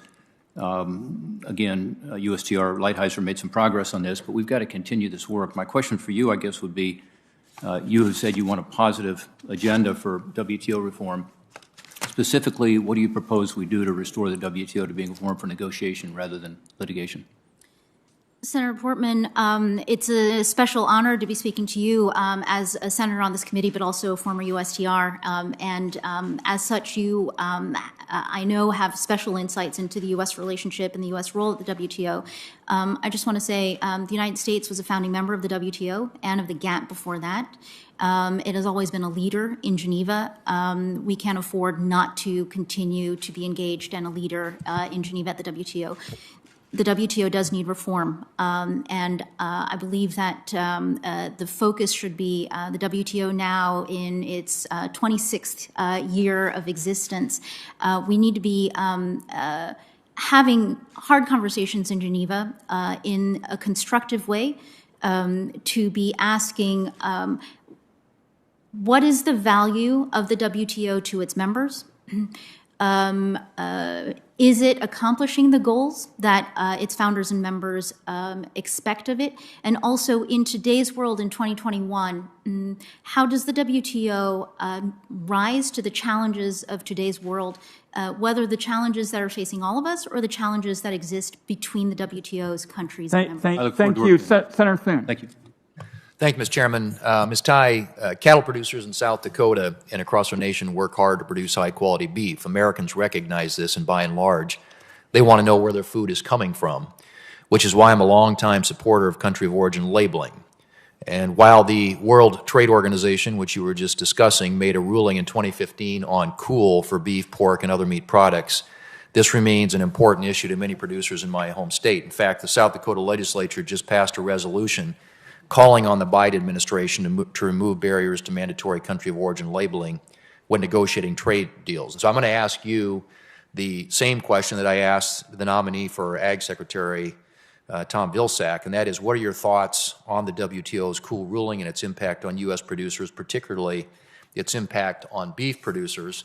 And then, if, as a follow-up, if confirmed, would you be willing to work with me on finding a path forward, preferably in a WTO-compliant manner, on country of origin labeling to help address the concerns of not only South Dakotans, but livestock producers all across the country? Senator Thune, I can't remember if I mentioned this in our earlier conversation, but the first case that I was handed when I walked in the door at USTR in 2007 was to take on the longstanding case between the U.S. and EU on the EU import ban on U.S. beef. So I feel like I learned a lot about the U.S. industry back then, and I myself obviously was raised on American beef and am a very happy consumer of it. On the WTO cool ruling, that's not been a popular ruling back here at home with senators like yourself and the stakeholders themselves, and also on the other side of the aisle in terms of those who really supported cool as a consumer right and for the policy space for Congress to act. As you noted, this is an area where USTR and USDA have a lot of good work to do together. If confirmed, I look forward to working with Secretary Vilsack on this, and I do commit to you to coming back to you to talk about the continued interest of yours and the industry in having country of origin labeling that will survive WTO challenge. Thank you. And I would say that, you know, we have labels on so many things that come into this country. The things that we wear, it's ironic to me that we can't have labels on the things we put in our mouths. And the American people, I think, deserve to know where their beef is coming from. Our farmers and ranchers depend on open markets and reliable trading relationships around the world. Expanding market access and ensuring our producers remain competitive is a key to stabilizing the U.S. ag economy and powering our national economy forward. If confirmed as our nation's lead trade negotiator, what specific steps will you take to expand U.S. ag products in new markets such as Southeast Asia and Africa? And I would ask if you could just comment too in talking about that. Phase one on China, our exports to China significantly increased since November, which is welcome news to American agriculture, but they're still quite a way short of their phase one commitments. What USTR would intend to do with respect to making sure that they comply with the phase one targets. And then also, it's a lot in there, but expanding market access is critical, and so equally important is the proper enforcement of the trade agreements we already have, which, if confirmed, the question I would have is what steps would you take to ensure that our trading partners are playing by the rules agreed to in existing agreements, and in particular, USMCA? Senator Thune, those are a lot of questions in there. So there's a lot for me to respond to, but if I focus on the main themes, I think that I would like to thank you for this opportunity to clarify when we talk about, and when I talk about being confirmed and advancing a worker-centered trade policy, that workers does absolutely include agricultural workers, our farmers, our small family farmers in particular, real people who make up the American economy. So I want to make that clear. And in terms of a trade policy that works for our workers, a trade policy that works for agricultural workers is very much a part of that focus as well. On the enforcement side, on USMCA, I talked about earlier in my opening statement about caring and nurturing the agreements that we have to make sure that they deliver on the promises that have been made. That also goes for the other trade agreements, obviously, that that we have under our belt. And so I just want to make clear that that is a priority for me. Phase one China as well. Phase one China as well. Different kind of agreement, but it's an agreement. Right, okay. Mr. Chairman, I see my time expired. I have perhaps a question on network security, but I will defer that or perhaps submit it for the record. But Ms. Tai, thank you, and we look forward to working with you. I thank my colleague for his courtesy. This is going to be a hectic morning. We've got now 4 senators on the web who are going to be asking questions: Senator Cardin, Senator Cassidy, Senator Brown, and Senator Langford. Senator Cardin, are you out there in cyberspace? I'm with you, Mr. Chairman. Thank Very you very good. much. Very good. Ty, thank you very much for your willingness to continue in public life. We very much appreciate that. I want to first ask you about a provision that I led an effort in 2015 to include as a principal negotiating objective good governance, anti-corruption. And I know that the Biden administration has been very strong in its commitment to deal with corruption and recognizes it's a national security issue and all countries can do better. So can you share with me how you intend to promote good governance, rule of law, anti-corruption in any trade negotiations or agreements that take place under your watch if you are confirmed and when you are confirmed? Senator Cardin, it's an excellent question. Good governance, rule of law, anti-corruption are fundamental values that we as Americans want to hold ourselves to, and that we will want to hold our trading partners to. So I believe your question is, if confirmed, how that will be incorporated in trade policies under my leadership at USTR. And I would just commit to you that these types of questions are exactly the ones that I hope will animate the trade policy and trade agenda that the Biden administration undertakes. Well, thank you. I just want to compliment Ambassador Lighthizer. He worked very closely with our committee, worked very closely with our office in regards to the good governance provision. So I would just request that we have a close working relationship as you negotiate agreements as to making sure that we increase the standards on good governance. It's something that I think is very important to our country. Let me go to the USMCA includes a standalone chapter on small business, which I was very appreciative to see in that. I chair the Small Business Committee in this Congress. So can you share with us how you intend to help small businesses in negotiations? They have a harder time, as you know, in dealing in international trade. So what priority will you give efforts so that we can include our smaller businesses in international trade opportunities? Well, Senator Cardin, I completely agree with you in terms of the importance of small businesses to the American economy. Small businesses, mom and pop shops, these are our companies that have faces and names and operate like families. I think a worker-centered trade policy and more broadly, my interpretation of a Biden administration foreign policy that works for the middle class will really prioritize the interests of small businesses. I know exactly what you mean in terms of how difficult it can be for smaller businesses, smaller scale businesses to access the levers of trade. I know that there are some really good programs that are housed in different parts of the government. I would commit to you that if confirmed, I will make it a priority and I will take care to ensure that there is the coordination that is needed to make those programs work and to build on those programs where we can. Yeah, the voices of small businesses need to be heard as you're negotiating these agreements. And I know that the first questions asked to you by Chairman Wyden, would you agree to participate in our committees? I'm going to ask that you work with us on the Small Business Committee as you do your trade agreements so that we can have input as to how we can expand opportunities for smaller companies. I want to follow up on the point that Senator Portman made in regards to the WTO. The two of us will be introducing some legislation in that regard. You talked about the reform in WTO. I'm a strong believer in our participation in the WTO, but we know that it needs to be reformed. So as you're looking at ways in which to strengthen the role that WTO can play that can be in the best interest of the United States, I hope that you will share those thoughts with our committee and that we can work together to strengthen the U.S. role in reforming the WTO.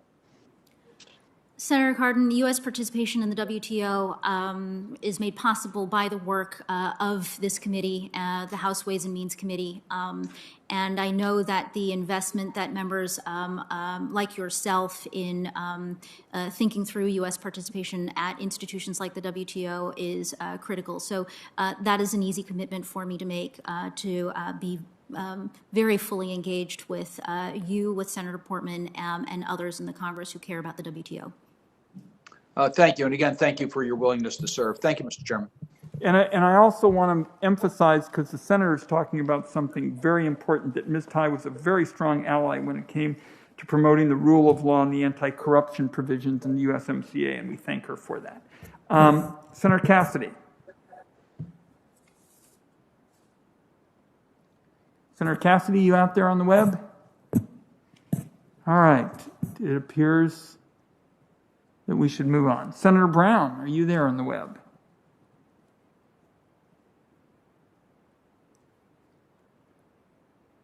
Senator Lankford, are you on the web? All right. I believe Senator Bennett may be with us in person. If that's the case, we'll hold on that. Pardon me?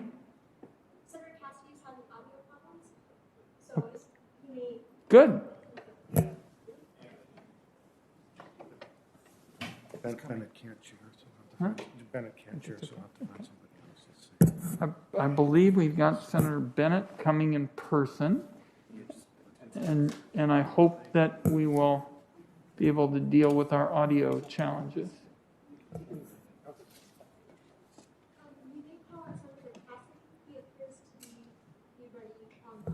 Senator Cassidy, is Senator Cassidy ready, or would he like us to go to Senator Bennett?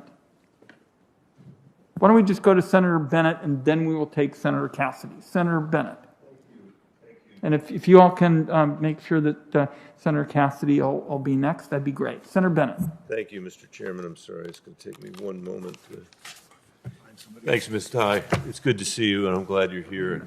Okay. Thanks for bringing your mom. Trade is really important to Colorado's agricultural economy, as you and I discussed when we had a conversation I really enjoyed, by the way. I learned a lot from it. As producers in Colorado contend with severe drought and labor challenges, I'd like to think that our trade policy is one area that could not be a headwind, but might actually support them and bring some stability. That has not been the case over the last 4 years. Our farmers have lost markets. They've faced higher input costs, and their products were hit with retaliatory tariffs.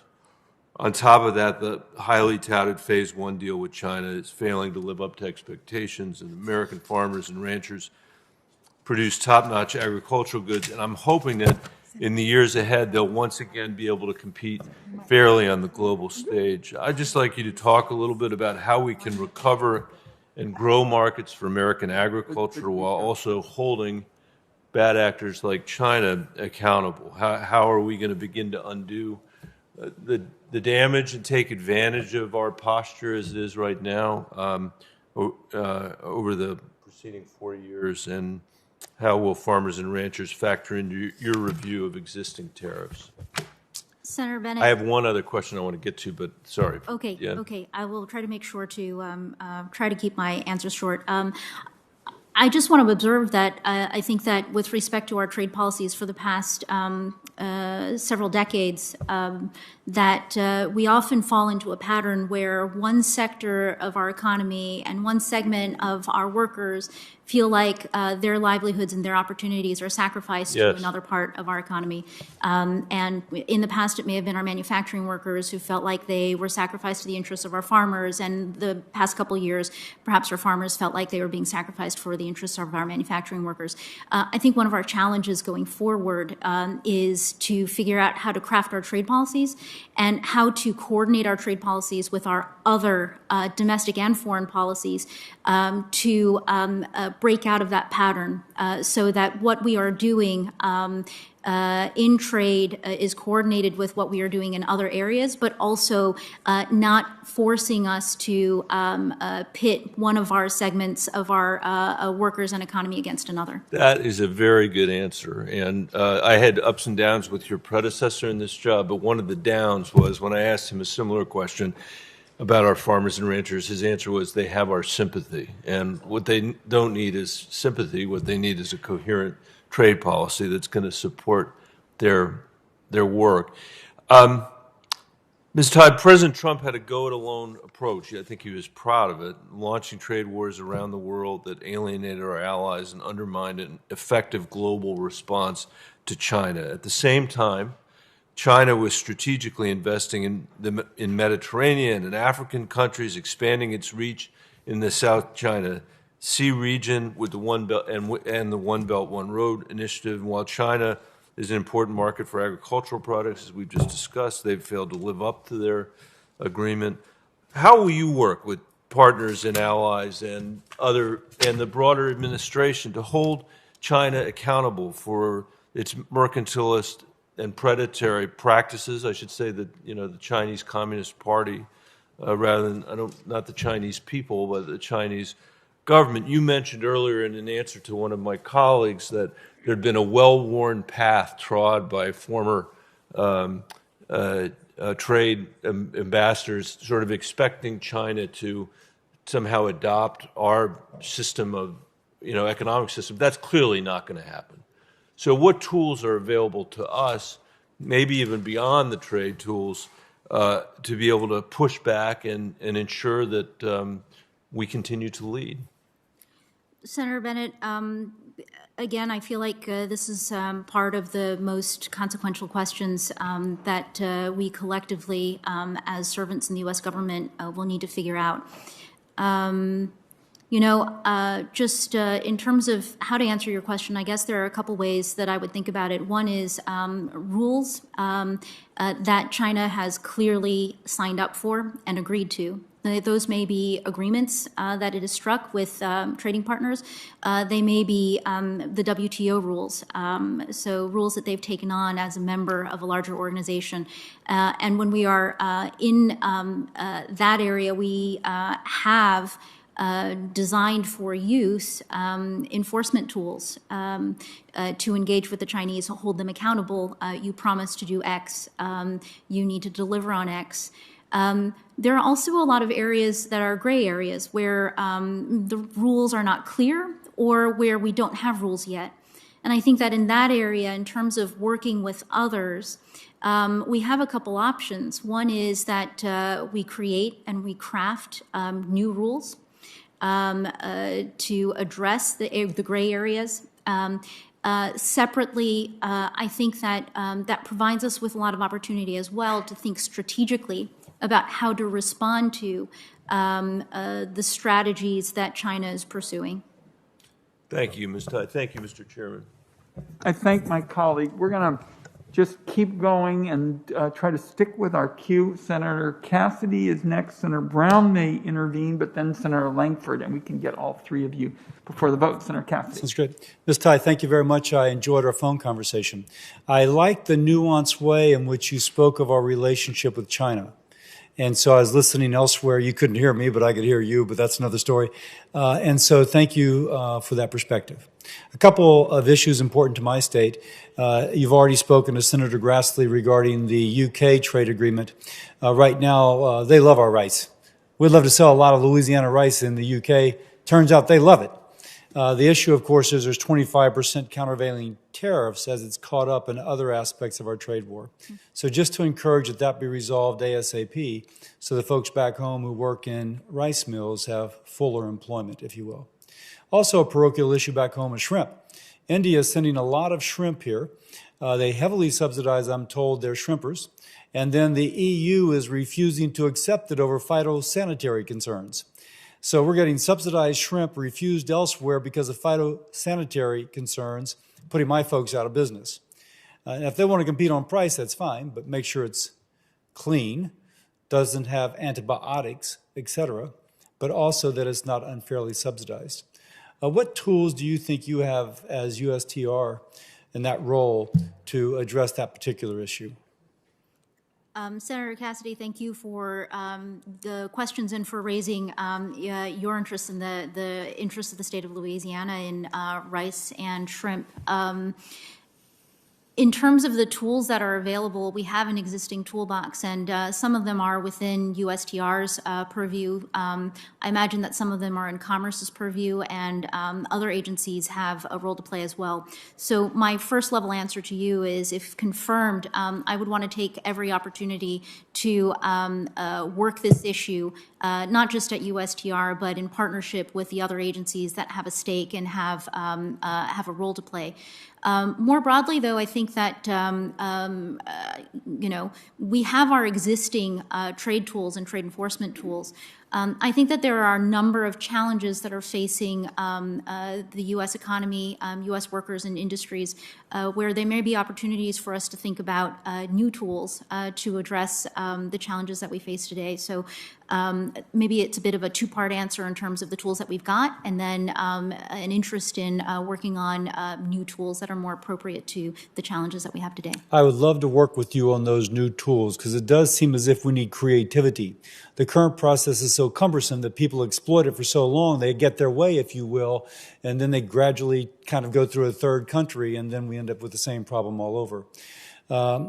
Next, another thing, counterfeit goods. There's stories on the internet of the child getting the Christmas gift, it has a battery and it explodes. It seems to be the name brand product, which we expect to be safe, but in reality, it is a knockoff, and that knockoff is unsafe. So concerned about that, and I know that you have addressed that. What can USTR do to combat the rising tide of counterfeits? Senator Cassidy, USTR has a number of existing tools with respect to, I think this falls into intellectual property protection. We spoke about it a little bit earlier, I think, with Ranking Member Crapo about the Special 301 report. Again, I think this is also an area where you look at the rules and the tools that you have in terms of the agreements and enforcement mechanisms that are available internationally, but also you look at what you have available domestically. And, not to sound like a broken record, but as we have a lot of experience in this area, I am sure that there are people in the think tank world, here on the Hill, in the stakeholder world, and within the U.S. government who have ideas about how we can make our enforcement of these rights more effective. Let me finish with this, because we spoke of this on the phone. Obviously, the U.S. has a trade relationship. And in those trade relations, those treaties with Mexico, for example, Central America, we have certain labor standards and environmental standards we expect them to adhere to and we enforce. China does not enforce those. And with that lack of enforcement, it turns out to be an expense, an avoided expense, to further subsidize somebody moving from Mexico or Guatemala, moving their factory to China. It strengthens the Chinese economy, but it weakens that of a key trade partner of the U.S. We've spoken about that, but if you don't mind, for this broader audience, if you will, could you comment on that? I would be happy to, Senator Cassidy. I think that for a very long time, our trade policies were based on an assumption that the more we traded with each other and the more liberalized our trade, the more peace and prosperity there would be, that the rising tide would lift all boats.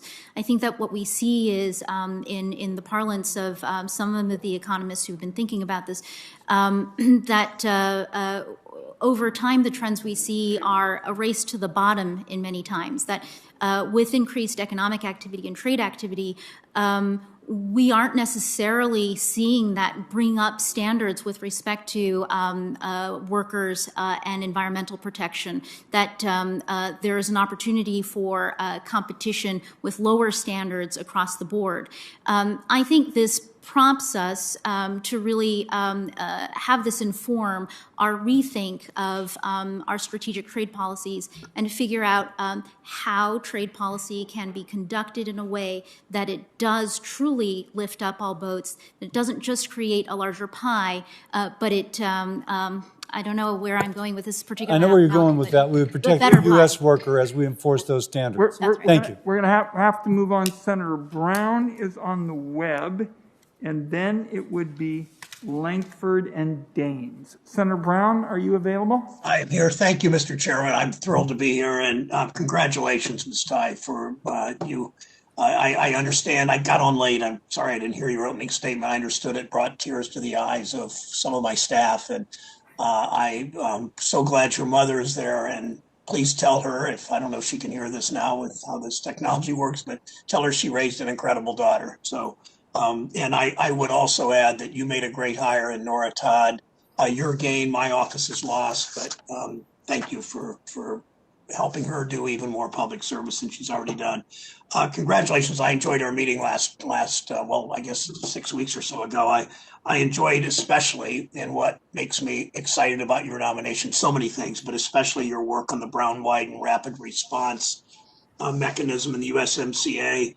You are exceptionally qualified for this job, and I support you with great enthusiasm. You gave a great speech to the National Foreign Trade Council Foundation. You talked about the humanity and the dignity of Americans. Your comments reminded me a lot of the dignity of work agenda that sort of informs what I do here, and I know informs much of what you've done. Can you talk a little bit about what a dignity of work trade agenda means to you, Ms. Tai?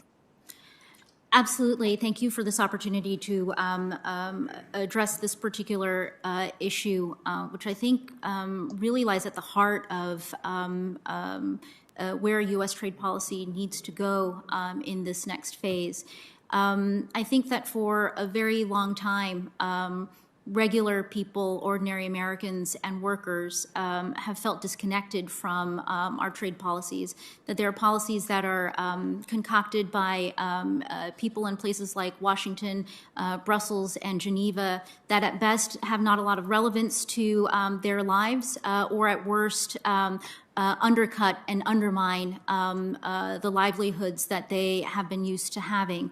And I think that where if confirmed, I would very much like to focus my efforts and contribute to the Biden administration's efforts is to center U.S. trade policy in terms of thinking through how does it affect regular people, American workers across the different sectors, and how do we make trade policy feel like, in Chairman Wyden's words, how do we expand the circle of winners in trade policy? Thank you. Thanks for that answer. I voted, as you may remember, I voted for USMCA. It's the first trade agreement I've ever voted for. And I did because it included the Brown-Wyden rapid response mechanism. A provision will allow us to enforce labor standards quickly and at the factory level. My questions are pretty simple. Will you commit to using that provision to the maximum extent possible to defend the rights of workers in the United States and Mexico? Yes, Senator Brown, and I would add that using that mechanism is also to reinforce the implementation of reforms that Mexico has made, so to reinforce Mexico's own reform efforts. Good, thank you. Senator Wyden and I also led the effort to make sure U.S. law prohibits any imports coming into our country that were made with forced labor. In the years since our amendment passed, the U.S. government has made some, but only some progress in forced labor enforcement. China's state-sanctioned large-scale forced labor program, especially for millions of Uyghurs and other Muslims, show that we need to do more. If confirmed, will you commit to making forced labor enforcement, particularly a crackdown on China's massive forced labor program, will you commit to making that a top priority? Yes, Senator Brown, I think that the use of forced labor is probably the crudest example of the race to the bottom that I was talking about earlier with Senator Cassidy. Thanks. As you, in the last question, Chairman Wyden, and I appreciate the time. From your time on Ways and Means, dignity of work trade agenda, you recognize as essential from your work. I can see that to building trust with Americans in Ohio and other states who know their livelihood and their families haven't been the focus of trade policy. My opposition to our trade policy has been grounded in the fact that it has really hurt workers in my state, across the industrial Midwest, and really nationally. My question is this, in the last few seconds: what are some of the first things you'll do as USTR to start to regain the trust of Americans on trade? How do you plan to build in that framework in future trade negotiations? What do you start doing? What do you start saying? Listen to what I say, but watch what I do. What do we do to regain trust of Americans on trade? Senator Brown, I think you start by listening, and you start by indicating that the formulators of U.S. trade policy care how it is impacting America and regular Americans. I know in my earlier conversation with you, we talked about trade's impact on the citizens and the residents of Mahoning Valley. You know, I think that that is where you start, and in terms of where you go from there, then you not just have to listen, but you also have to take what you're hearing and translate that into an adjustment and changes to the approach that you have been taking. Thank you, Ms. Tai. I look forward to working with you as USTR. Best wishes. I thank my colleague very much. And as you and I have talked about, Ms. Tai, part of what Senator Brown and I set out to do was what you were touching on, is to try to bring Americans together in terms of the cause of creating more high-skill, high-wage jobs. And we thank you. Senator Lankford. Hey, Mr. Chairman. Ms. Tai, thanks for stepping up to be able to take this on. There are folks in Oklahoma right now that are working on wheat and cotton and beef and pork and chicken and manufactured goods that are all headed out of the country, that are very dependent on what you do and how well you do your job. So this does have a direct impact on a lot of people that I know their names because they're counting on not only maintaining good trade relationships, but expanding to new places. And the first question that I typically get from folks are, where are we expanding to next? Glad we have this agreement. Now, what's the next agreement that we're actually working on? Because they're always looking for new markets and new places, because we produce great products in Oklahoma, and the world would buy them if they had access to them, and we could actually get the tariffs all worked out back and forth. So look forward to seeing your leadership there, and a lot of folks are counting on you in that. One of the other areas that goes the other direction is the issue of 301, and we've talked about this before. The 301 exclusion process is a process you don't care a thing about unless you're directly affected by it, and we've got multiple companies in Oklahoma that are. The 301 exclusion process is extremely important that it's run efficiently and that people get answers to it. Otherwise, they're directly affected, and so are all their employees. Tell me what you're going to do on that 301 exclusion process and how you're going to manage that. Senator Lankford, it's a great question, and I know that the 301 tariffs have touched directly a lot of people and have disrupted a lot of people's lives and livelihoods. I think what I would say to you is, if confirmed, that I would bring the focus that I spoke about earlier with Senator Garden about the emphasis on good governance, as well to the processes and the responsibilities that USTR has itself. So with respect to the exclusions process, just in the job that I've had over the past few years, I am aware of the many concerns that have arisen with the process.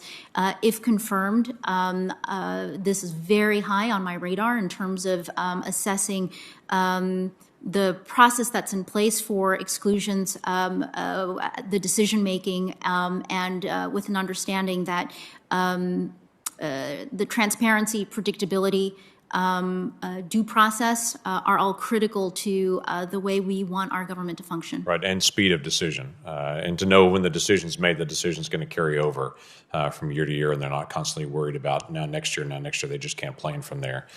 Critical minerals is another area that you and I have talked about before. We're obviously very exposed in that area to China.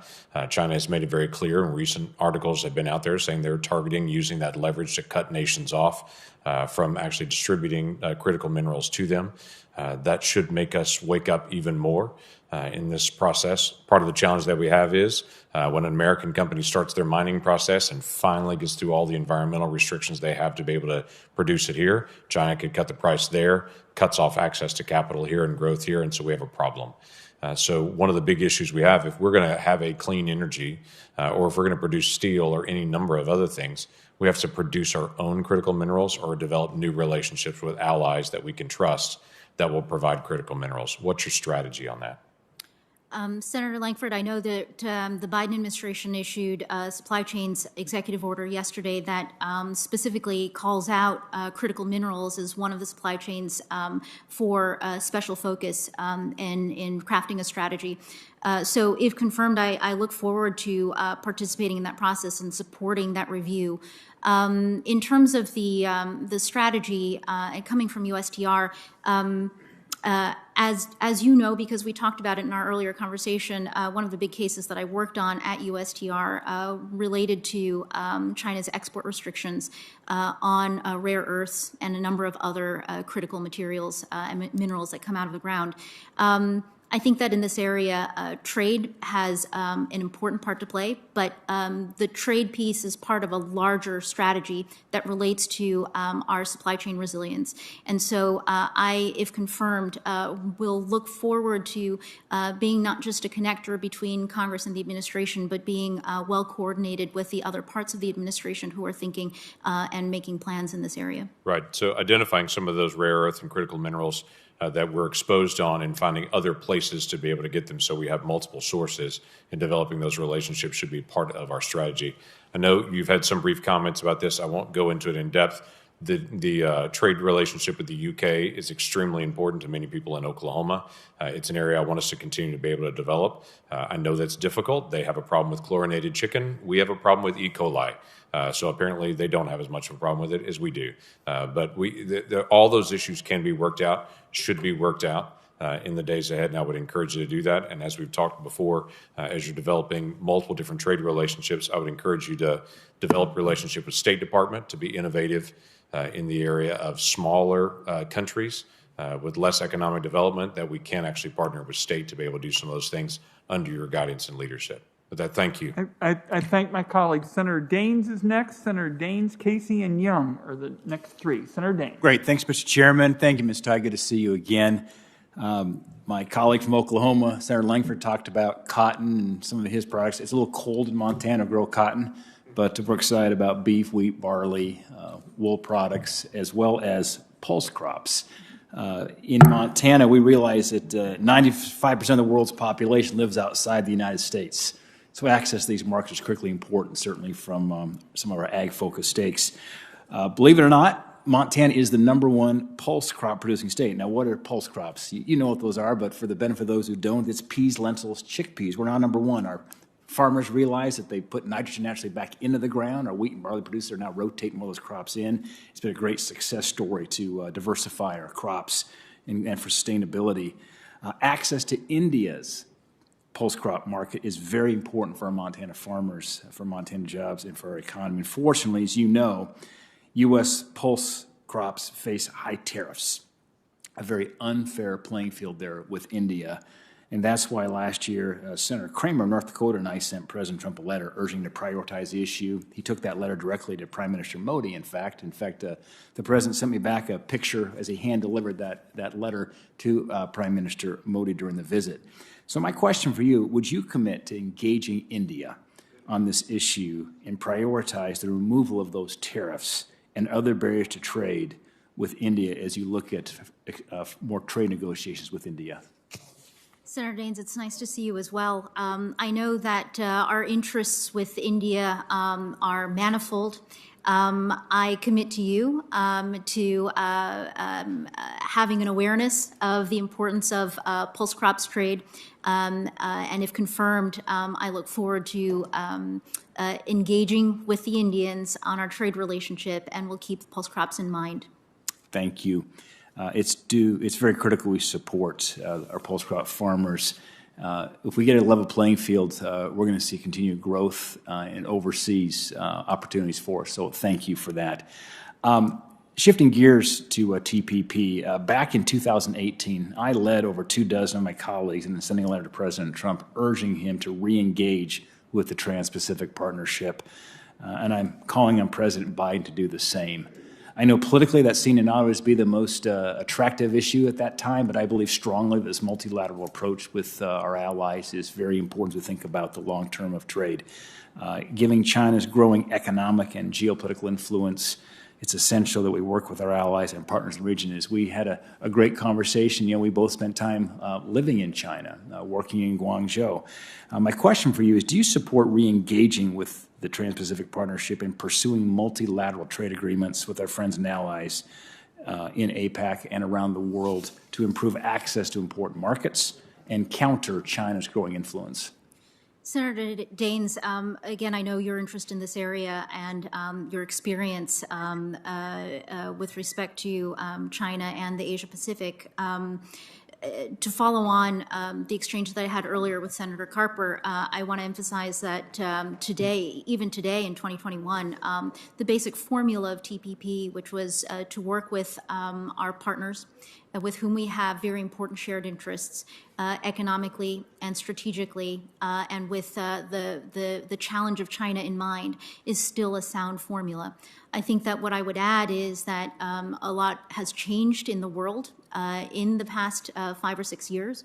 And a lot has changed in terms of our own awareness about some of the pitfalls of the trade policies that we've pursued as we've pursued them over the most recent years. So what I would say to you today is, with respect to working with other countries on a multilateral basis in the Asia Pacific, with the China challenge in mind, that if confirmed, those are absolutely elements that I believe are worth pursuing.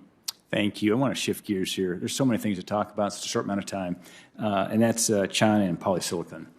For years, the U.S. polysilicon industry has been targeted by China, and retaliatory tariffs are threatening high-wage manufacturing jobs. In fact, one of our facilities, REC Silicon in Butte, Montana. Polysilicon was specifically included in the Phase 1 agreement as well, and China committed to opening its market, but has failed to do so to this point. Could you provide any updates on any developments regarding polysilicon and how China is moving forward with any purchases? Senator Daines, I am sorry to hear, and I'm upset to hear that from the polysilicon industry that China has not followed through on the promises that it made in that agreement. If confirmed, I want you to know that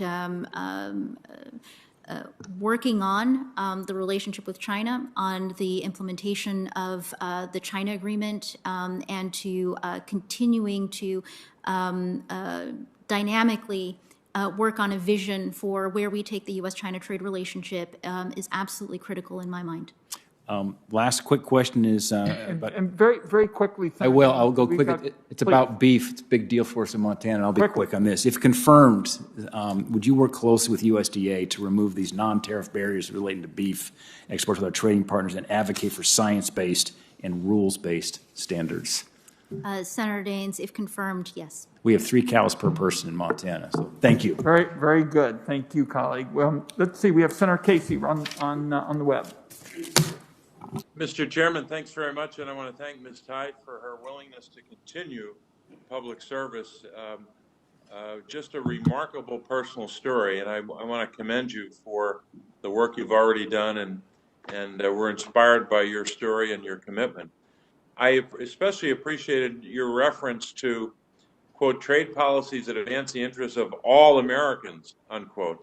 I'm putting the emphasis on the word all because all, of course, should include men and women having the opportunity, the equal opportunity to reach their full potential and have the same opportunity to contribute to society. And that should be reflected in our trade policy, where we should affirm values that we all hold dear as Americans. Senator Cortez Masto and I have developed a series of policies to incorporate measures on women's economic empowerment and participation in our trade laws. And I know this is work that you're not only well familiar with, but have helped to advance. If confirmed as USTR, will you work with our efforts to incorporate measures on women's economic empowerment and participation in our trade laws and make this a priority at USTR? Yes. Thank you. It's great to have brevity in an answer that incorporates so much. We're not used to that in the Senate. But I also wanted to add to that, as you undertake your work at USTR in furtherance of the President Biden's racial equity executive order, I want to note the intersectional issues of gender and race, and hope that they would be incorporated and considered. And I'll assume your answer to that is yes as well. Let me move secondly to China, and I know that's been a focus of your attention and the attention of the members of the committee on so many fronts. We face just a myriad of challenges when it comes to the Chinese government, especially. We've got to engage, I think, in coordinated efforts to address a number of issues. Market distortions is one. Second, subsidies.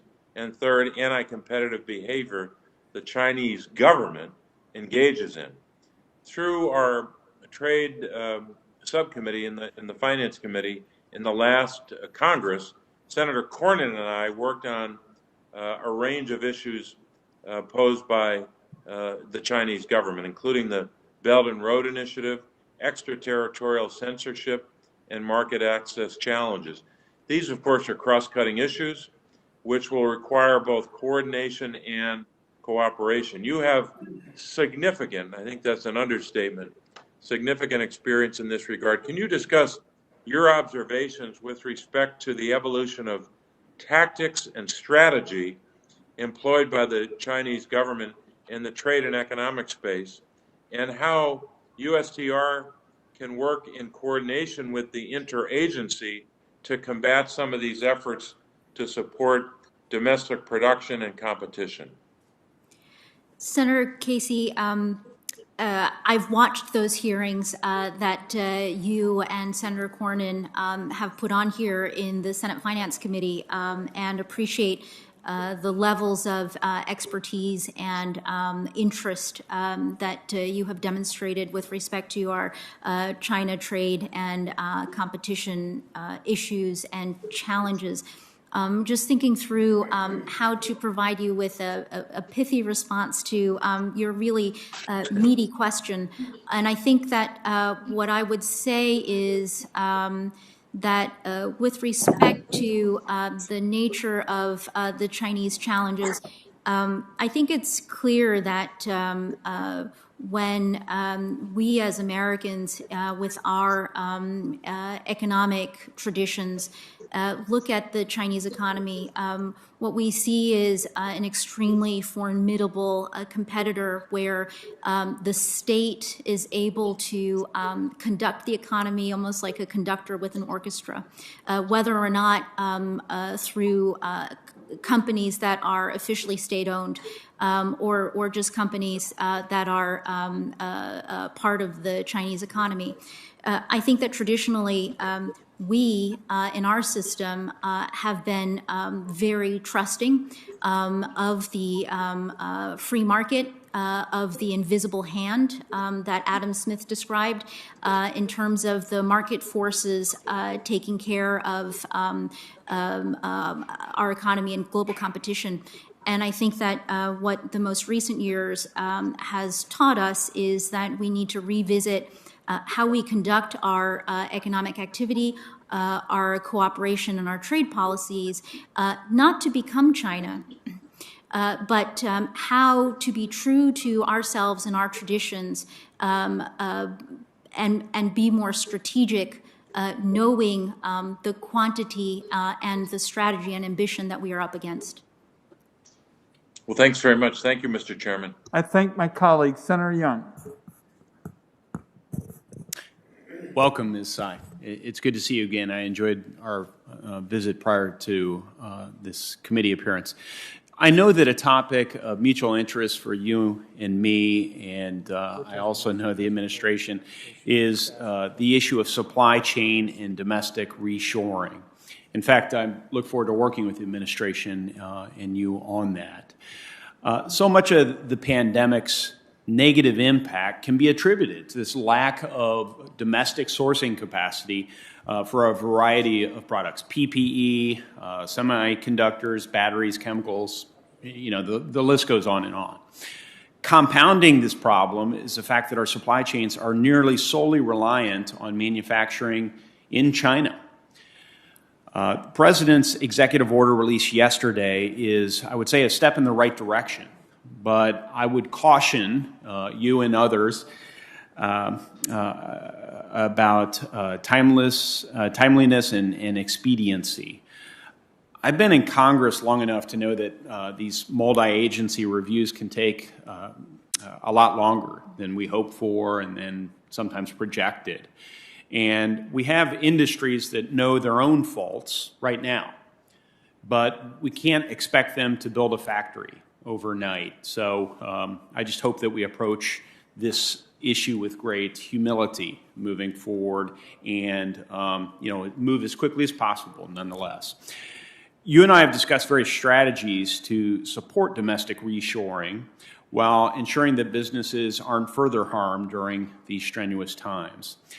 Aggregated demand mapping is a term that most people are probably unfamiliar with, but it's something I think we may have discussed in our earlier conversation. So that's one area that is of great interest to me, and it pertains to supply chains. And then just more robust federal support for U.S.-based innovation is also something I support.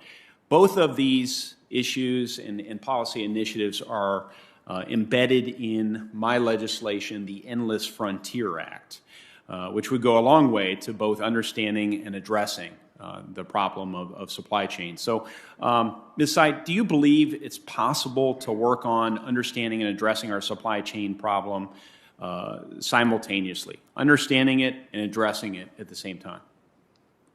Senator Young, thank you for that question. I sure hope so, because I think that's exactly what we need to do. Okay.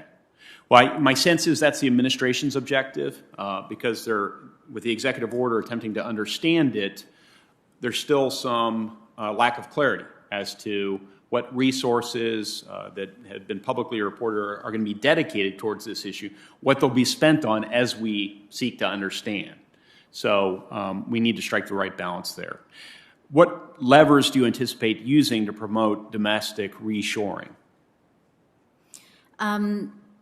Senator Young, I think, as I'm just thinking about it, if confirmed, I'm really eager to get in and to have USTR do its part in this process. In terms of reshoring, and I like the term reshoring as opposed to onshoring, because reshoring suggests that we will be doing something here in the United States to rebuild our manufacturing capacity, to reindustrialize, but it also suggests that we will be taking another look at our supply chains and the partnerships that we have with other sources of supply. In terms of USTR's role, I think that there are clearly trade relationships, trusted trade relationships that can be leveraged. Did Ambassador Lighthizer in the previous administration have adopt the appropriate approach in your view? I'm not quite sure with respect to supply chains. With respect to reshoring? With respect to reshoring, that's an interesting question. I think that I will have to think about it to give you my best answer, but I know that with respect to Ambassador Lighthizer's policies, that there's been a lot of disruption and consternation that have accompanied some of those policies.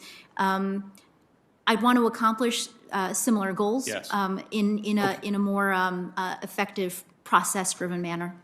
Let me ask you one more question here. Knowing that intellectual property is really our value added for so much of our economy.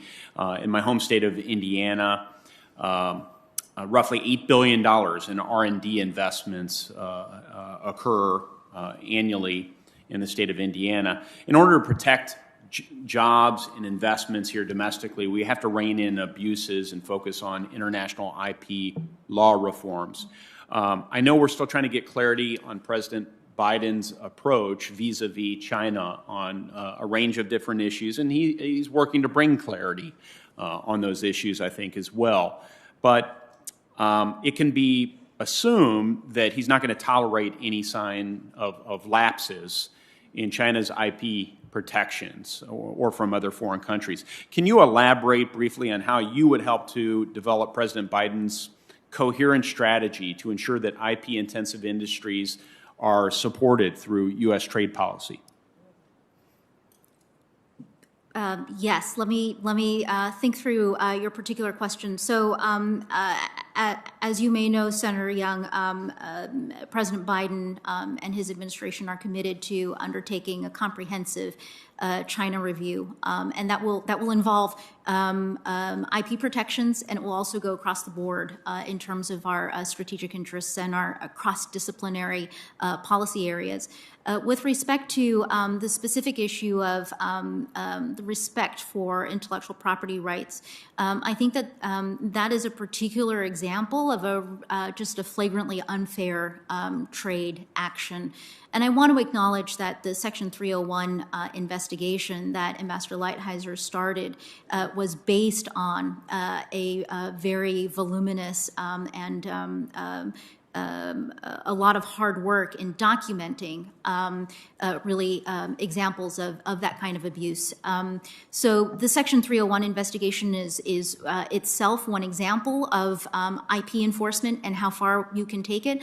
I think that clearly there ought to be other tools as well. And I would be very interested, if confirmed, to work with you on those tools. We're way over here, and my colleague's talking about something important now. We're going to be calling some audibles here, I would say to the nominee, Ms. Tai. Senator Cortez Masto will ask some questions. I'm going to run over and see if I can get back very quickly, but it's our intention between Senator Crapo and I to keep this going. Senator Cortez Masto, are you there? I am here. Thank Wonderful. you, Senator. Thank you, colleagues, so much, and you're recognized, and I will run over and be right back, and we thank our nominee for her patience. Thank you. First of all, let me start off by thanking you and congratulating you, Ms. Tai, on your nomination. I, too, am excited. Thank you for taking the time to speak with me. Let me start by asking a few questions here, and then I'll open it up for others as well. This past October, the former administration issued a proclamation that increased tariffs on solar energy to 18% in 2021 from the previously announced level of 15%. The proclamation also authorized a new investigation that could extend these tariffs beyond the 4 years originally levied. At the end of last year, I signed on to a letter with several of my colleagues urging the Biden administration to repeal these tariffs, as they have resulted in nearly 62,000 workers being either laid off or never hired, as well as the loss of 10.5 gigawatts of solar capacity. So my question to you is, if confirmed, what would be your approach to reviewing and addressing this issue? Senator Cortez Masto, the solar Section 201 safeguard action has been going on for a number of years, and so I am familiar with its origins and some of the developments since then.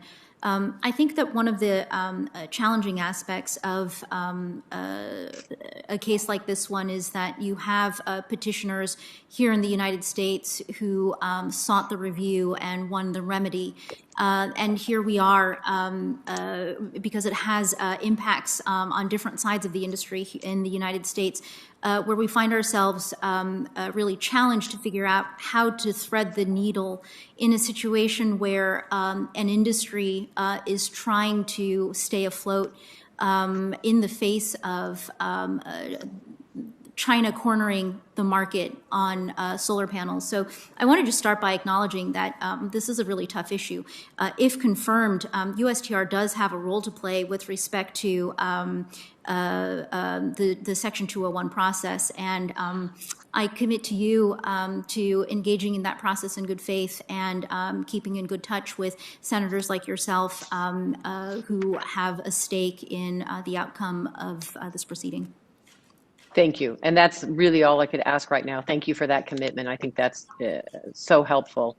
Let me jump to an issue that Senator Casey also talked to you about. As you're aware, legal authorization for the General System of Preference program expired on December 31st in 2020. As a result, U.S. imports entering the United States after that date that were previously eligible for duty-free treatment under GSP are subject to regular, normal trade relation rates of duty. Prior to its expiration, Senator Casey and I introduced the Women's Economic Empowerment Trade Act to ensure countries receiving trade preferences under GSP strengthen standards on workers' rights and the rights of women. So can you discuss your thoughts on GSP, and do you see a need to update GSP to ensure stronger standards in equity and representation? Senator Cortez Masto, I know that GSP enjoys bipartisan support up here on the Hill in particular. And if confirmed, I look forward to engaging from USTR on efforts that I know are ongoing here on the Hill to update and to continue the GSP program. Thank you. Thank you for that. Let me talk a little bit about China's Belt and Road. One area I'm proud of Congress's work in response to the China Challenge is what we've done to respond to China's Belt and Road Initiative. And although there's more work to be done, we passed bipartisan legislation, which I supported, to establish the Development Finance Corporation. I remain dedicated to ensuring the United States is stepping up to the plate to address the challenges and opportunities posed by competition with China. From your perspective, what measures should Congress be taking, like the Development Finance Corporation, to improve the U.S.'s ability to compete with China? Well, Senator Cortez Masto, I just want to acknowledge my awareness of the high levels of energy interest and innovative thinking in the Congress about this very question of how the United States can compete more effectively with China. So with respect to the development finance entity that you've described and what else Congress may want to do, I just want to indicate to you that if confirmed, I will be very interested in being part of the administration conversation with Congress about what we do in our whole of government approach to addressing this question. Ms. Tai, thank you. I know my time is up, but I thank you so much for your willingness to serve, and congratulations again on your nomination. Now, let me go through the list to see who might be next in line to ask questions. Is Senator Warner available? I know many of the senators are on the floor voting right now. Is Senator Warner available? If not, we'll move to Senator Sass. All right, let's try for Senator Whitehouse. All right, I understand Senator Barrasso is available in there. Senator Barrasso. Thank you very much. I'm in the committee room, and congratulations. Thank you for taking the time to visit with me last week by phone. I enjoyed it very much. Congratulations again. And, you know, as we discussed, one of the issues that's so critically important in my home state of Wyoming is soda ash. And I think you had, in the introduction, talked about your parents coming to the country because of efforts by President John Kennedy. And I think I mentioned to you that when Carolyn Kennedy was nominated to be ambassador to Japan, she came here and we talked about soda ash. And I think since then, she always, every time I see her, she refers to me as Senator Soda Ash. So it's really critically important to our state. It's the United States, our natural soda ash is refined from a mineral called trona. The Green River Basin in Wyoming has the world's largest trona deposit. Soda ash is a key manufacturing component for glass, detergents, soaps, chemicals. U.S. natural soda ash sets the standard for quality, for purity, energy efficiency, and production. And like many U.S. industries, soda ash faces significant trade barriers around the world. So as part of your effort to promote U.S. industries in international markets, will you commit to advocate for eliminating trade barriers for soda ash and other important U.S. industries in the international marketplace? Senator Barrasso, the short answer is yes. I wanted to let you know that I did a little bit of my own research on soda ash in your state, the Trona ore. You mentioned that one of the benefits of producing soda ash from Trona ore is that it is more clean, the process that we have here. And in terms of the competition that soda ash producers face, they are facing producers who are working with dirtier processes. I just want to say that yes, in terms of working through our trade policies in advancing our soda ash producers, but also my interest, if confirmed, in working with the other parts of the government to look at the question more holistically in terms of how we advantage our producers. Well, I appreciate that very much. I did want to talk about energy, and in 2019, the United States became a net energy exporter for the first time since 1952. U.S. energy independence, I believe, is critically important for our national security. American energy production provides good jobs, funding for the schools, public services, all of these things. So United States liquefied natural gas and other energy exports limit the ability of countries like Russia to wield energy supplies as geopolitical weapons. There's no evidence that a reduction in U.S. fossil fuel production is going to in any way reduce global production or consumption of energy derived from fossil fuels. The need worldwide is going to continue, whether we take it here or whether we just become dependent on in Saudi Arabia, we turn the market over to Russia or other countries. Can you please explain how the U.S. Trade Representative under your leadership is going to support and encourage growing our energy exports and the jobs that are so critical to that this industry provides? Well, Senator Barrasso, let me acknowledge that energy policy is critical, and I know that in these winter months, it is on the minds of many Americans in terms of our access to energy and having good energy policy. Let me also acknowledge my own limitations in terms of my background in this area. Obviously, we do trade in energy, import and export, but I also know that this is an area where, if confirmed, USTR will need to work closely with other departments of the administration, the Department of Energy, primarily in my mind, in terms of what we do for U.S. policy, and I look forward to doing that. Could I also ask you about U.S. beef and cattle productions and cattle producers in Wyoming and across the West are responsible stewards of pasture and rangelands. We sequester carbon while producing a premium product on land that is typically not suitable for growing other food products. I don't know if Senator Daines has talked to you about that as well. He and I went to China and took U.S. beef with us to China. As climate environment concerns begin to have a greater role in international trade policies, will you commit to working with the cattle producers to defend our science-based production practices and show the rest of the world how American cattle producers are really part of the solution and not the problem? If confirmed, Senator Barrasso, it would be my pleasure to work with American cattle ranchers on their solution to the problem and advancing their interests. And my final question, as I'm running out of time, is how does the U.S. Trade Rep intend to protect U.S. farmers and ranchers overall? So that's an important question, Senator Barrasso, and it gives me an opportunity to reinforce a point I made earlier, which is in thinking about crafting a worker-centered trade policy that very much has in mind agricultural workers and the need to break out of the pattern of pitting one sector of our workers against another sector. Well, thank you and congratulations again on your nomination. Thank you. Thank you very much, Senator. I think, Ms. Tai, I'm up next and chairing for the moment as well. So thank you very much for being here. I wish you every success. I am delighted that you raised climate at the front of your priorities list. That may have been alphabetical, but I hope it actually was not.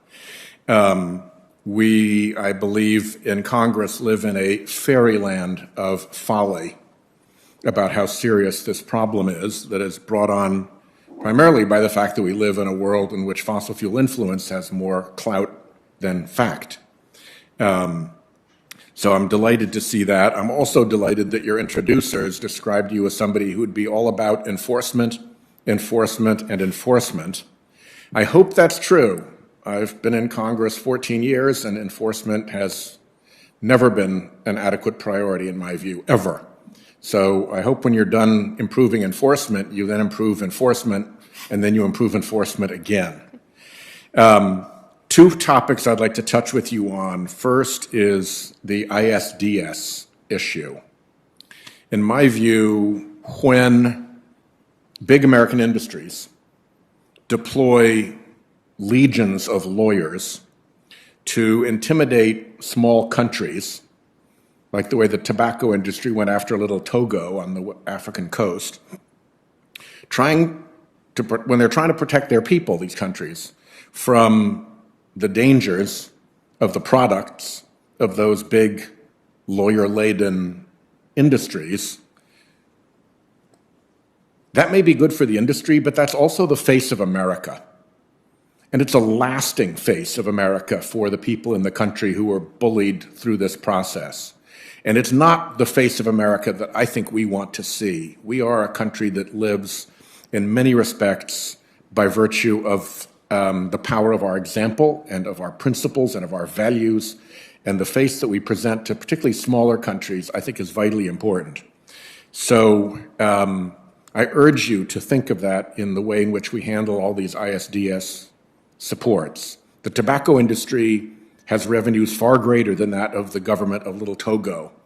And going after them the way they did was, to me, disgraceful and damaged us with not only the Togolese, but also many other countries that witnessed that phenomenon. That has to stop. That is not the way America should present itself to the world. It has foreign policy and national security consequences when we let that run wild. So I hope that you'll take that to heart as we look at the ISDS problem. Is that a fair comment in your view?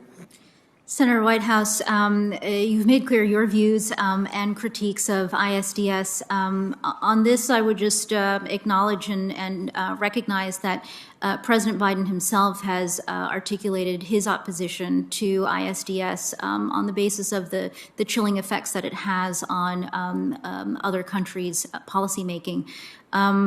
And I think that the other data point that I would share is Ambassador Lighthizer himself also had real objections to ISDS. So yeah. Yeah. There were surprising improvements in the USMCA that I was actually surprised and pleased by. Last topic for me is that our oceans are being trashed right now. There's bipartisan support here to fix that. We've done a lot of work on measures that have passed by unanimous consent. We've set up new funding. We've given USAID new programs. There's been a lot of work, and there's more coming. But even with the stated support for cleaning up the plastic trash in the oceans from the previous president, from his Secretary of State, and from Ambassador Lighthizer, when he actually got to the negotiation to try to do something about the plastics problem, every time there was a conference on this subject, what came out of it in the press was that the United States had been the obstacle. The United States had been the laggard. The United States had been the spoiler. And I don't know what happened between President Trump and Secretary Pompeo and Trade Representative Lighthizer and those negotiating teams that caused those negotiating teams to feel comfortable being the worst player in the room trying to solve this problem. But that really has to stop, in my view. And this is not an issue in which big business, in your position, big business is going to be pressuring you like almost nobody else in government. They want their stuff through trade, and as you know, you'll be living at the center point of enormous pressing corporate forces. None of them are going to be pressing to clean up our oceans. That's going to have to be on you and on your team to make sure that that stays at the front of the agenda. Are you ready to do that? Senator Whitehouse, I know your interest and passion on this particular issue, and I was really well educated in our first conversation by you on congressional efforts and the fact that they are bipartisan on this issue. I want to acknowledge that the USMCA environmental chapter has language that addresses marine debris and the ocean plastics problem, and that in the renegotiation between the Democrats and the Trump administration, there is additional appropriations that were made available to support U.S. government efforts. So let me just say that this is very much on my mind, in particular because it is so important to you. And I think that there is an important and positive role for USTR to play, and if confirmed, I will follow up on this. Good, so will I. And I turn over now to the redoubtable Senator Hassan of New Hampshire. Well, thank you, Senator Whitehouse, and consider this New England neighbor, another saltwater senator who cares a great deal about marine debris, as do members of both parties, as you've heard. And I want to thank Chairman Wyden and Ranking Member Crapo for holding what is truly an important hearing today. And thank you, Ms. Tai, for not only appearing here, but for your willingness to serve our country during this difficult time. And thank you to your family as well. I want to follow up on a discussion that I know you've already had with some of the other committee members. I was encouraged by the bipartisan discussion that I joined at the White House yesterday on securing and strengthening U.S. supply chains. We have to take on the Chinese government and reinvest in American manufacturing in order to protect our national security, our public health, and our economic independence. The President's executive order yesterday is a necessary first step to rebuilding our domestic supply chains for strategically critical technology and the supplies we need to address COVID-19, for example. I know others asked you some questions about this, so could you, following up on those previous questions, expand on the importance of building resilience in securing domestic supply chains? And can you give the committee a sense of the USTR's role in implementing the President's review of strategically critical U.S. industries? Senator Hassan, I'd be pleased to. I think that I may have mentioned earlier, but the COVID-19 pandemic in particular provided those of us working on trade policy with a lot of food for thought about the supply chain disruptions and how we could find ourselves in such a vulnerable position scrambling for goods that the rest of the world needed all at the same time. I think that's led to some very reflective and positive bipartisan conversations around not just the supply chain strategy itself, but also its implications for how we adjust the assumptions that we build into our trade policies and what we try to accomplish with our trade policies. On your second question of USTR's role in the administration's effort that was rolled out yesterday, if confirmed, I really look forward to bringing USTR and all of its talents and insights to bear on the interagency process and in the conversation with Congress to craft the best and most strategic policies that we can to put the U.S. on the strongest footing we can. Thank you. Now I want to talk about another issue. Ms. Tai, exports of manufactured products support 18,000 jobs in my state. New Hampshire's largest manufacturing export category is computer and electronics products, which make up about 1/4 of our exports, actually a little bit over 1/4 of our exports. How will you work at USTR to support U.S. manufacturing jobs and strengthen U.S. exports in the computer and electronics industry? Well, Senator Hassan, if confirmed and at USTR, I would be delighted to work with you and your state and your stakeholders on supporting their productivity and their access to export markets. Well, thank you. It's something I'd look forward to working on with you as well. I spoke with President Biden about this issue yesterday when we were at the White House. And it includes the critical need to invest in domestic production of semiconductors, which I know other people have talked to you about. We don't want to cede that to China either. And I look forward with working with you on that. One other issue, if I could, the bipartisan U.S.-Mexico-Canada agreement cut red tape for small exporters by expanding electronic filing of customs forms and making more exports into Mexico and Canada tariff-free. The small business chapter of the USMCA also created a committee dedicated to giving a voice to small businesses and shaping trade policy.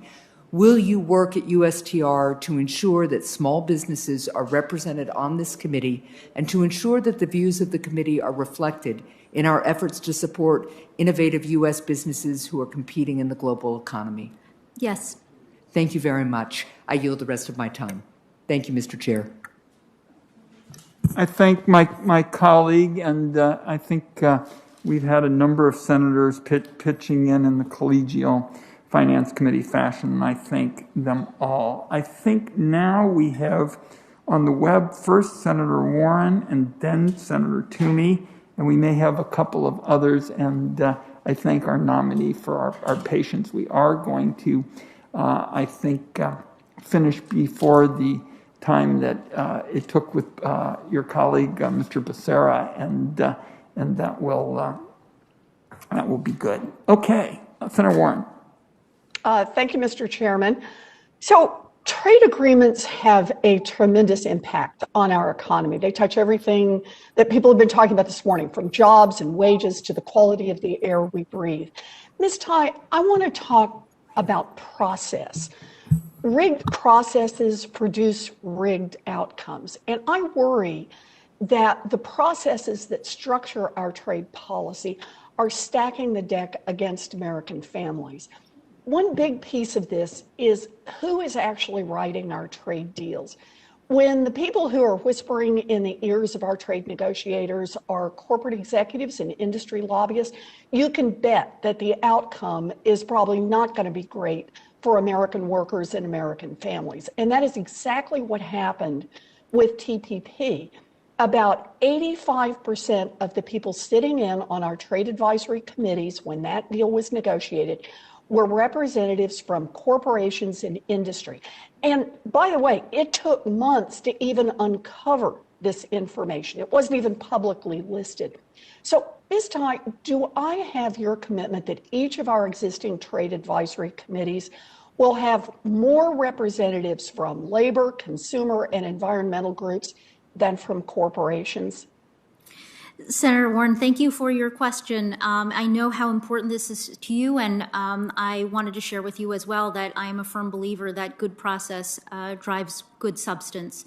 In terms of the composition of the advisory committees, I commit to you to reviewing how those advisory committees are composed.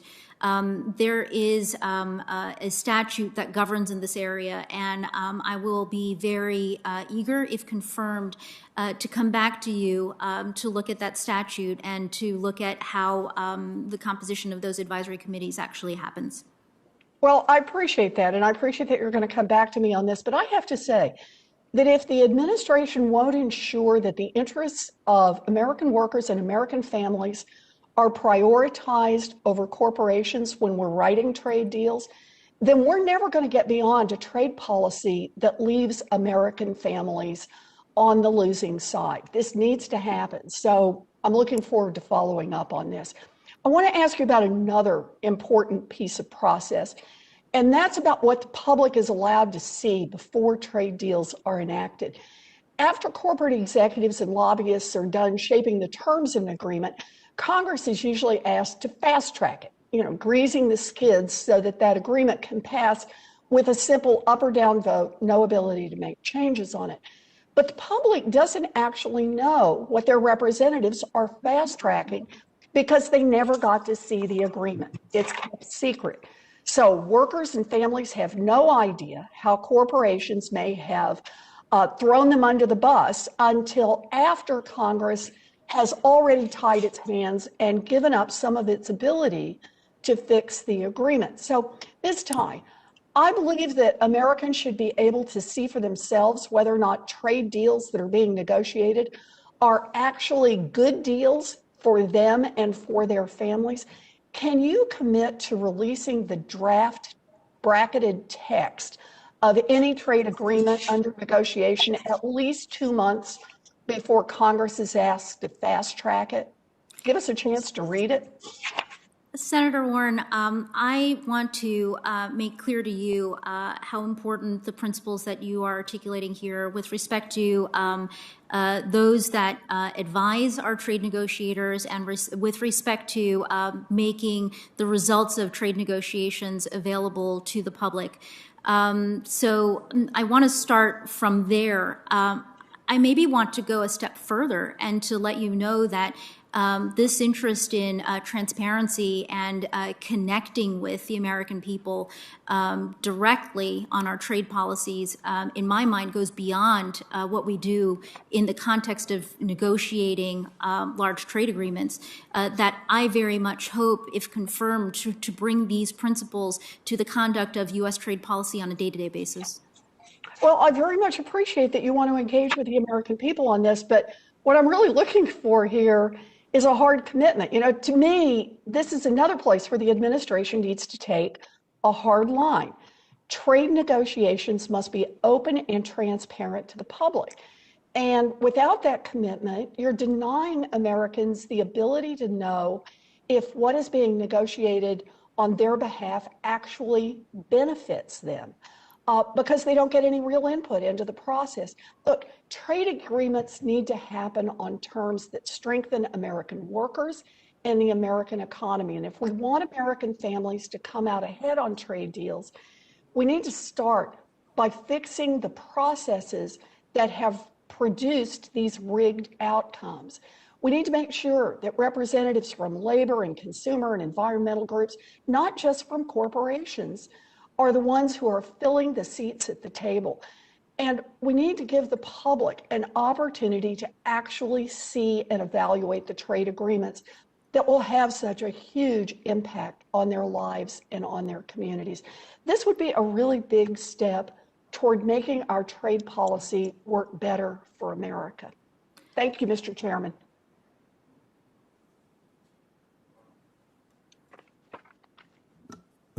Is my colleague from Massachusetts finished? Okay. Yes. Next will be Senator Scott. Thank you, Mr. Chairman. Ms. Tye, thank you for your willingness to serve our nation. As you may know, I worked closely with your predecessor on the issue of seasonality. I consistently hear from my growers in South Carolina and agriculture producers back home about the unfair trade practices and disadvantages they continue to face as they compete with foreign food producers.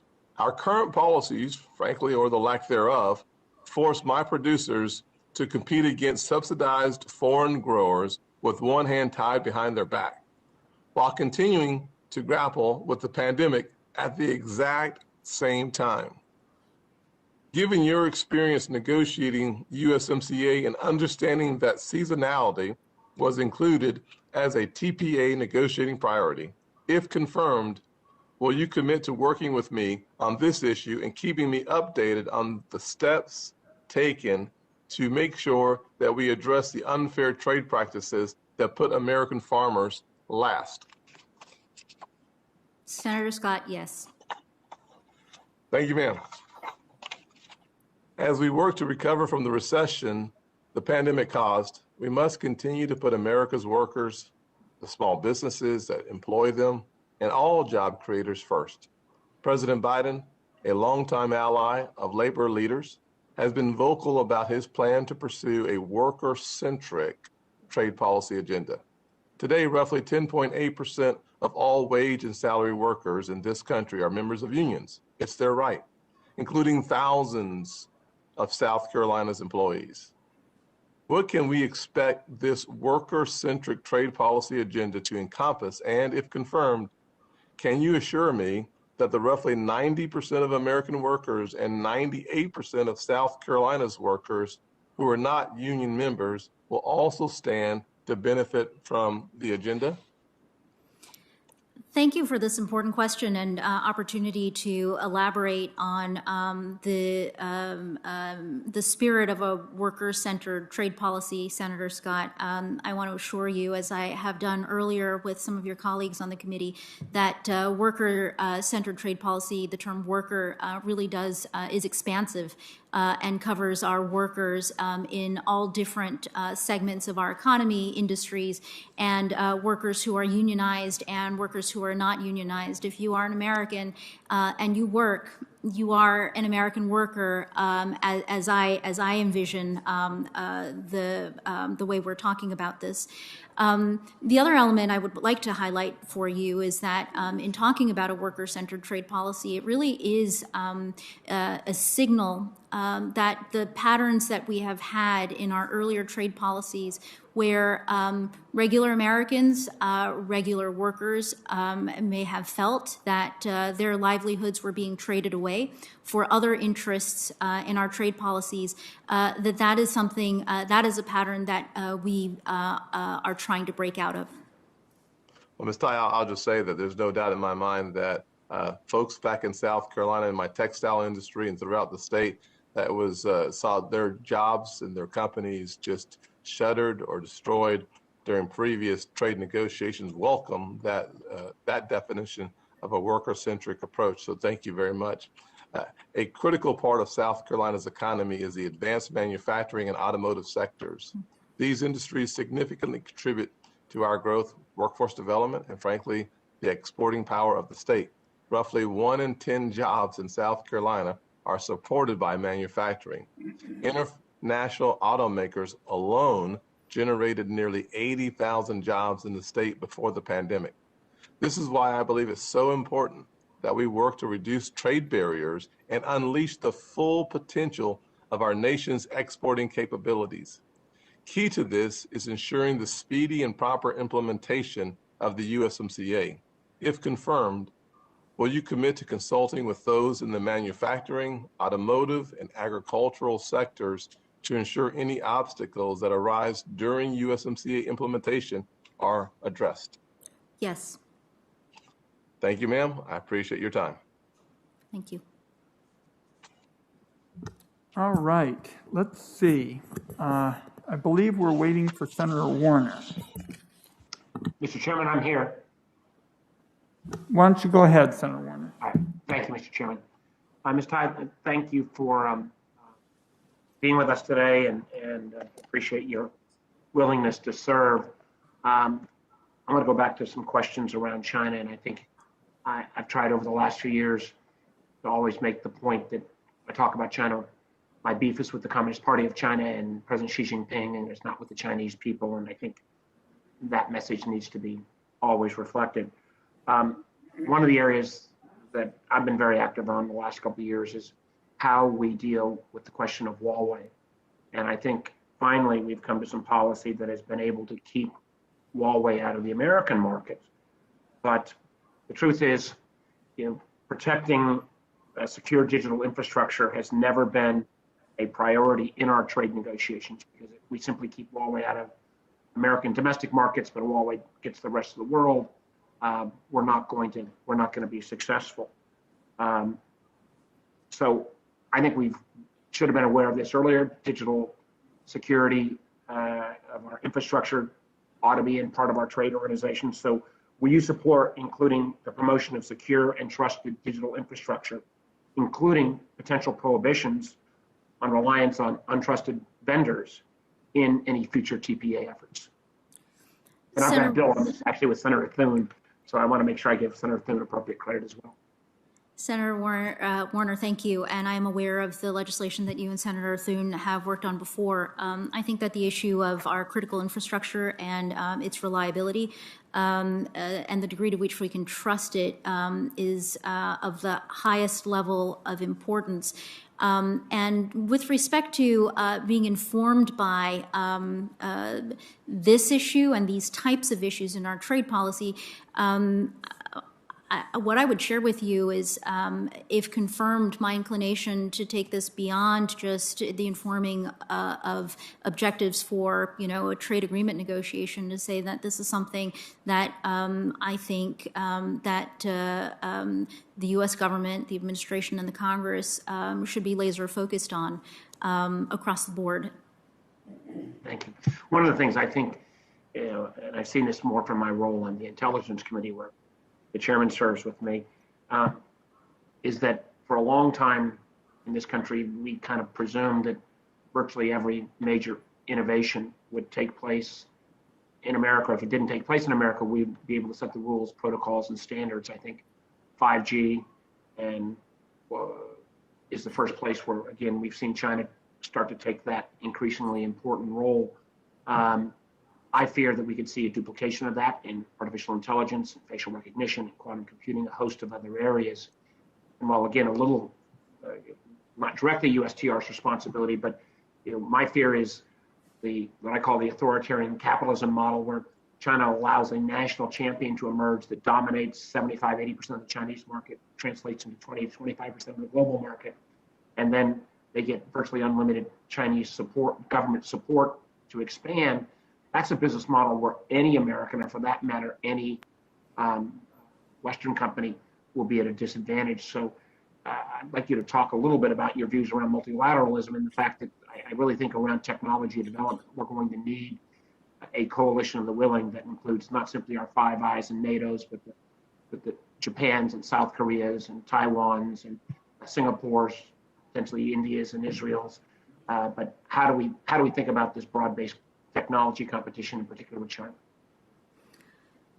Senator Warner, I think you are also asking questions that get to the heart of the vision that we need to have for the role that the United States plays in the future of our world, in our global relationships.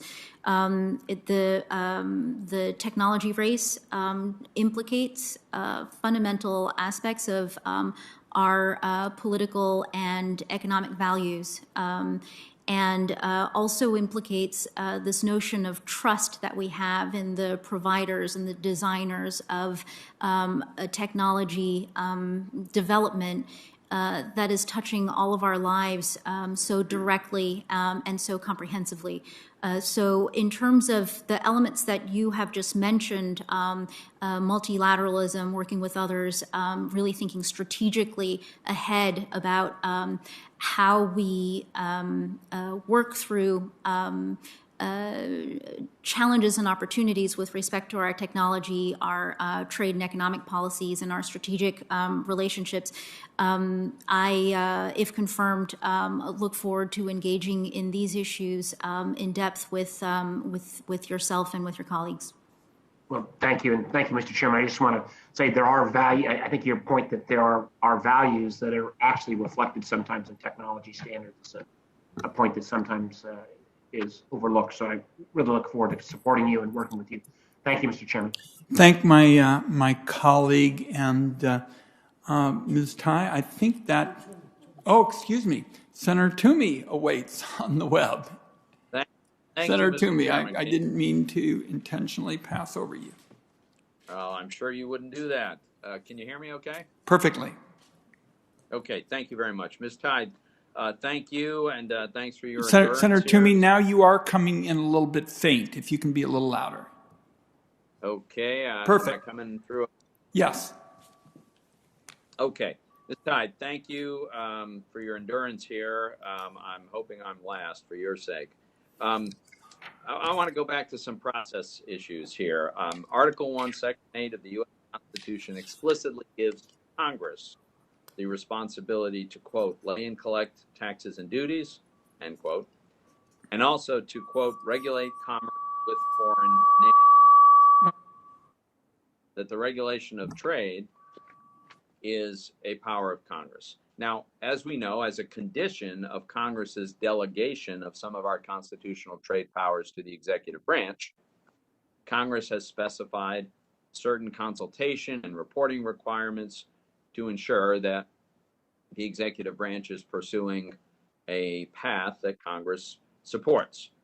In my view, the previous administration did not always follow all of these requirements. So can you commit to us that you will follow and adhere to all of the consultation, disclosure, and timeline requirements under TPA if we are pursuing a trade agreement under TPA? Senator Toomey, thank you. Article 1, Section 8 is seared into my awareness from my 7 years working on the Hill.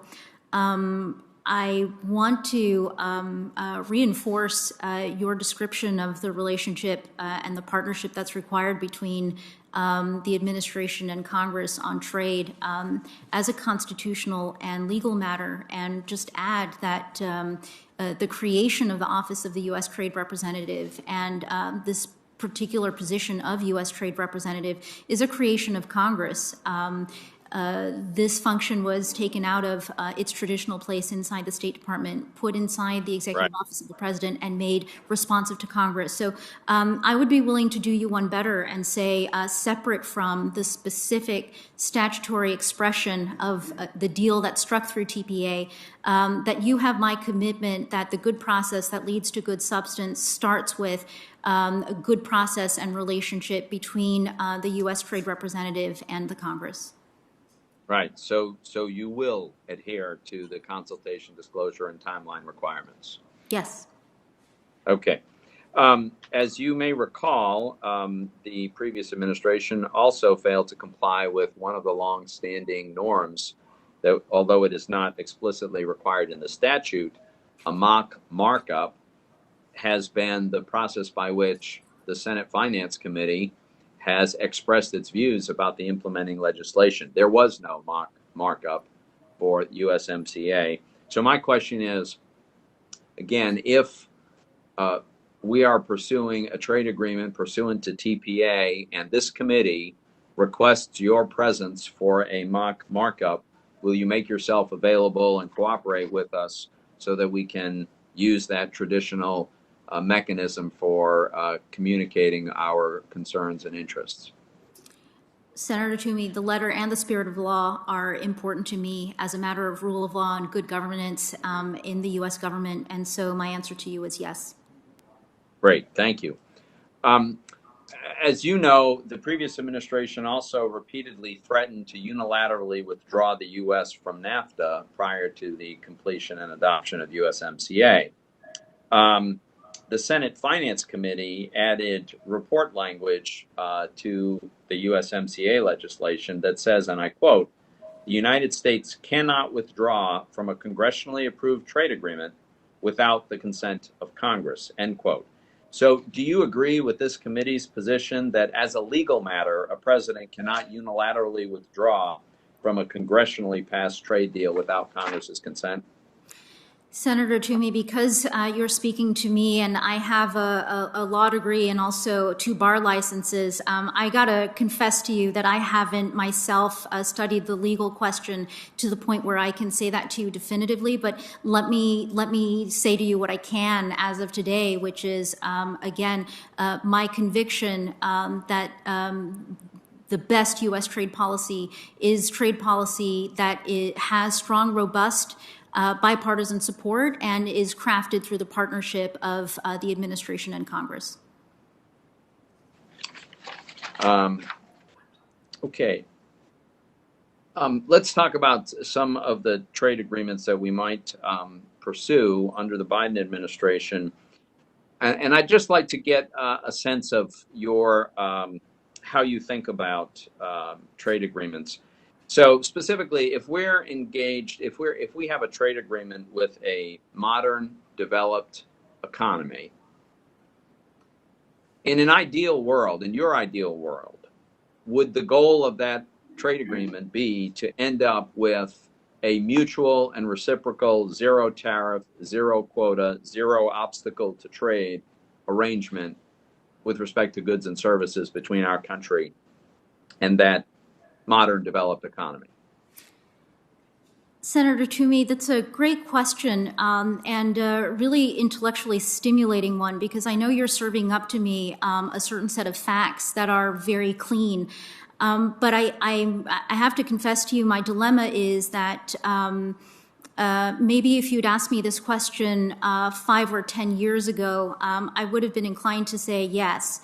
But sitting here before you today in 2021, having gone through 4 years of Trump administration trade policies, the previous years of efforts to negotiate the TPP, and the last year of living in a pandemic world, that I think that our trade policies need to be nuanced and need to take into account all of the lessons that we have learned, many of them very painful, from our most recent history. And so while I acknowledge this may be frustrating to you, I think that the most intellectually honest answer I can give to you right now is I'm not sure, and I think it would really depend on the specific facts, the specific partner, and the kinds of consultations that we have with senators like yourself and your constituents and our stakeholders.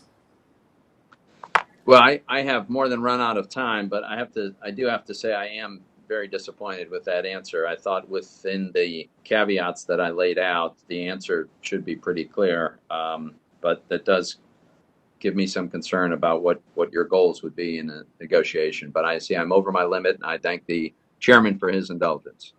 I thank our colleague. Ms. Tai, been a long morning now, seeping into the afternoon, and thank you for your patience and your families. I just want to highlight a couple of points. I appreciated your picking up on that point I made when we were having discussions with respect to trade really being about expanding the winner's circle. Because for so much of this debate, and I'm going to talk a little about transparency too, people, I believe, just feel in the dark and sort of almost feel out of control. You know, the world has shrunk as a result of modern communications and modern transportation, and people hear all about these trade agreements and say, I don't know, I got to know more about what this means, and that's part of the transparency debate. And it seems to me that what we've been discussing, this idea that on your watch, under President Biden's leadership, we'd expand the winner's circle, kind of makes the point of really trade done right. Because if you can grow it at home and make it at home and add value to it at home, which so often helps to boost wages, which is hugely important in America, then you expand the winner's circle. And that's what Senator Crapo and I are going to be doing in terms of leading this committee on the semiconductor issue. We have it in our states, and we have these companies that pay good wages, high-skill jobs. And I have companies that arguably are pure technology companies who are ideally positioned, if government policies make sense, to capture even a greater space, particularly in what I call expanding the winner's circle. Now, on the transparency issue, I want to give you a little bit of an insight into where we've been without chewing up a lot of time, because I think this is so important. You heard members of both sides of the committee talk about how we need more transparency. So I've made this a calling card in my time in public service. I've had 970 open to everybody town hall meetings. No speeches, just come in, people ask anything you want. And for years in the discussion of trade, people would say, Ron, I don't know anything about this. I've been reading and I can't figure out kind of what this is all about. And finally, there was a change to make sure that a trade agreement has to be at least public for 60 days before it's signed by the president. But I think so much more needs to be done to open this process up. And what I'd like to ask of you, and I realize that we haven't gotten into it, could you and your people, and I say this when you're confirmed, because I believe you will be confirmed, within, say, 30 days of your taking office, when I believe you're confirmed, could you get to the bipartisan leadership, we'll share it with members, your ideas for the next steps on transformation, on a transparency? I would be happy to. Very, very good. And finally, I just want to end where we talk a little bit about you. You have been there and you have done it all on this trade issue. I mean, rarely do we get somebody who is so experienced and savvy on the challenges. And you know you're going to have heavy lifting. You could spend your entire time just on China and do nothing else because it is such a consequential relationship. Probably the only thing we haven't touched on with respect to China, and Senator Crapo and I have talked about it, is the Chinese really regard economic security and national security as two sides of the same coin.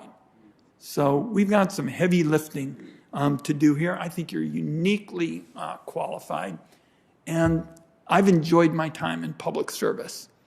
But I think one of the most enjoyable moments to come will be to go out on the floor of the United States Senate after you get a resounding vote of approval in this committee with Senator Crapo, and we can, in effect, present your nomination to the whole Senate. And I look forward to that day very much. And I so appreciate the sweat equity that you put in to making it possible for your family to be here, and our special bond as first-generation immigrants. Let me give the last word to my friend, Senator Crapo. Well, thank you, Senator Wyden, and I'll be brief. I again want to also thank you, Ms. Tai, for your willingness to serve and spending your time here with us today to discuss your nomination. I think that you have proven out what I suggested in my opening statement, that you have the training, the background, the experience, and the capabilities to do this job and to do it well. We all look forward to working with you to make sure that the priorities that we have and that you've shown that you share are achieved, and that we not only show that trade is a bipartisan issue in Congress, but it's one where we can build a very strong, unified approach with the administration and move forward to significantly expand the opportunities for the American worker and American businesses in this country. Thank you very much. One little bit of procedural work to do, and we will wrap up. Regarding questions for the record, the deadline for members of the committee to submit these questions will be tomorrow, Friday, February 26th at 5 p.m. That 5 p.m. deadline is firm, and we want to thank everyone for their cooperation this morning, and particularly thank our nominee. And with that, the Finance Committee is adjourned.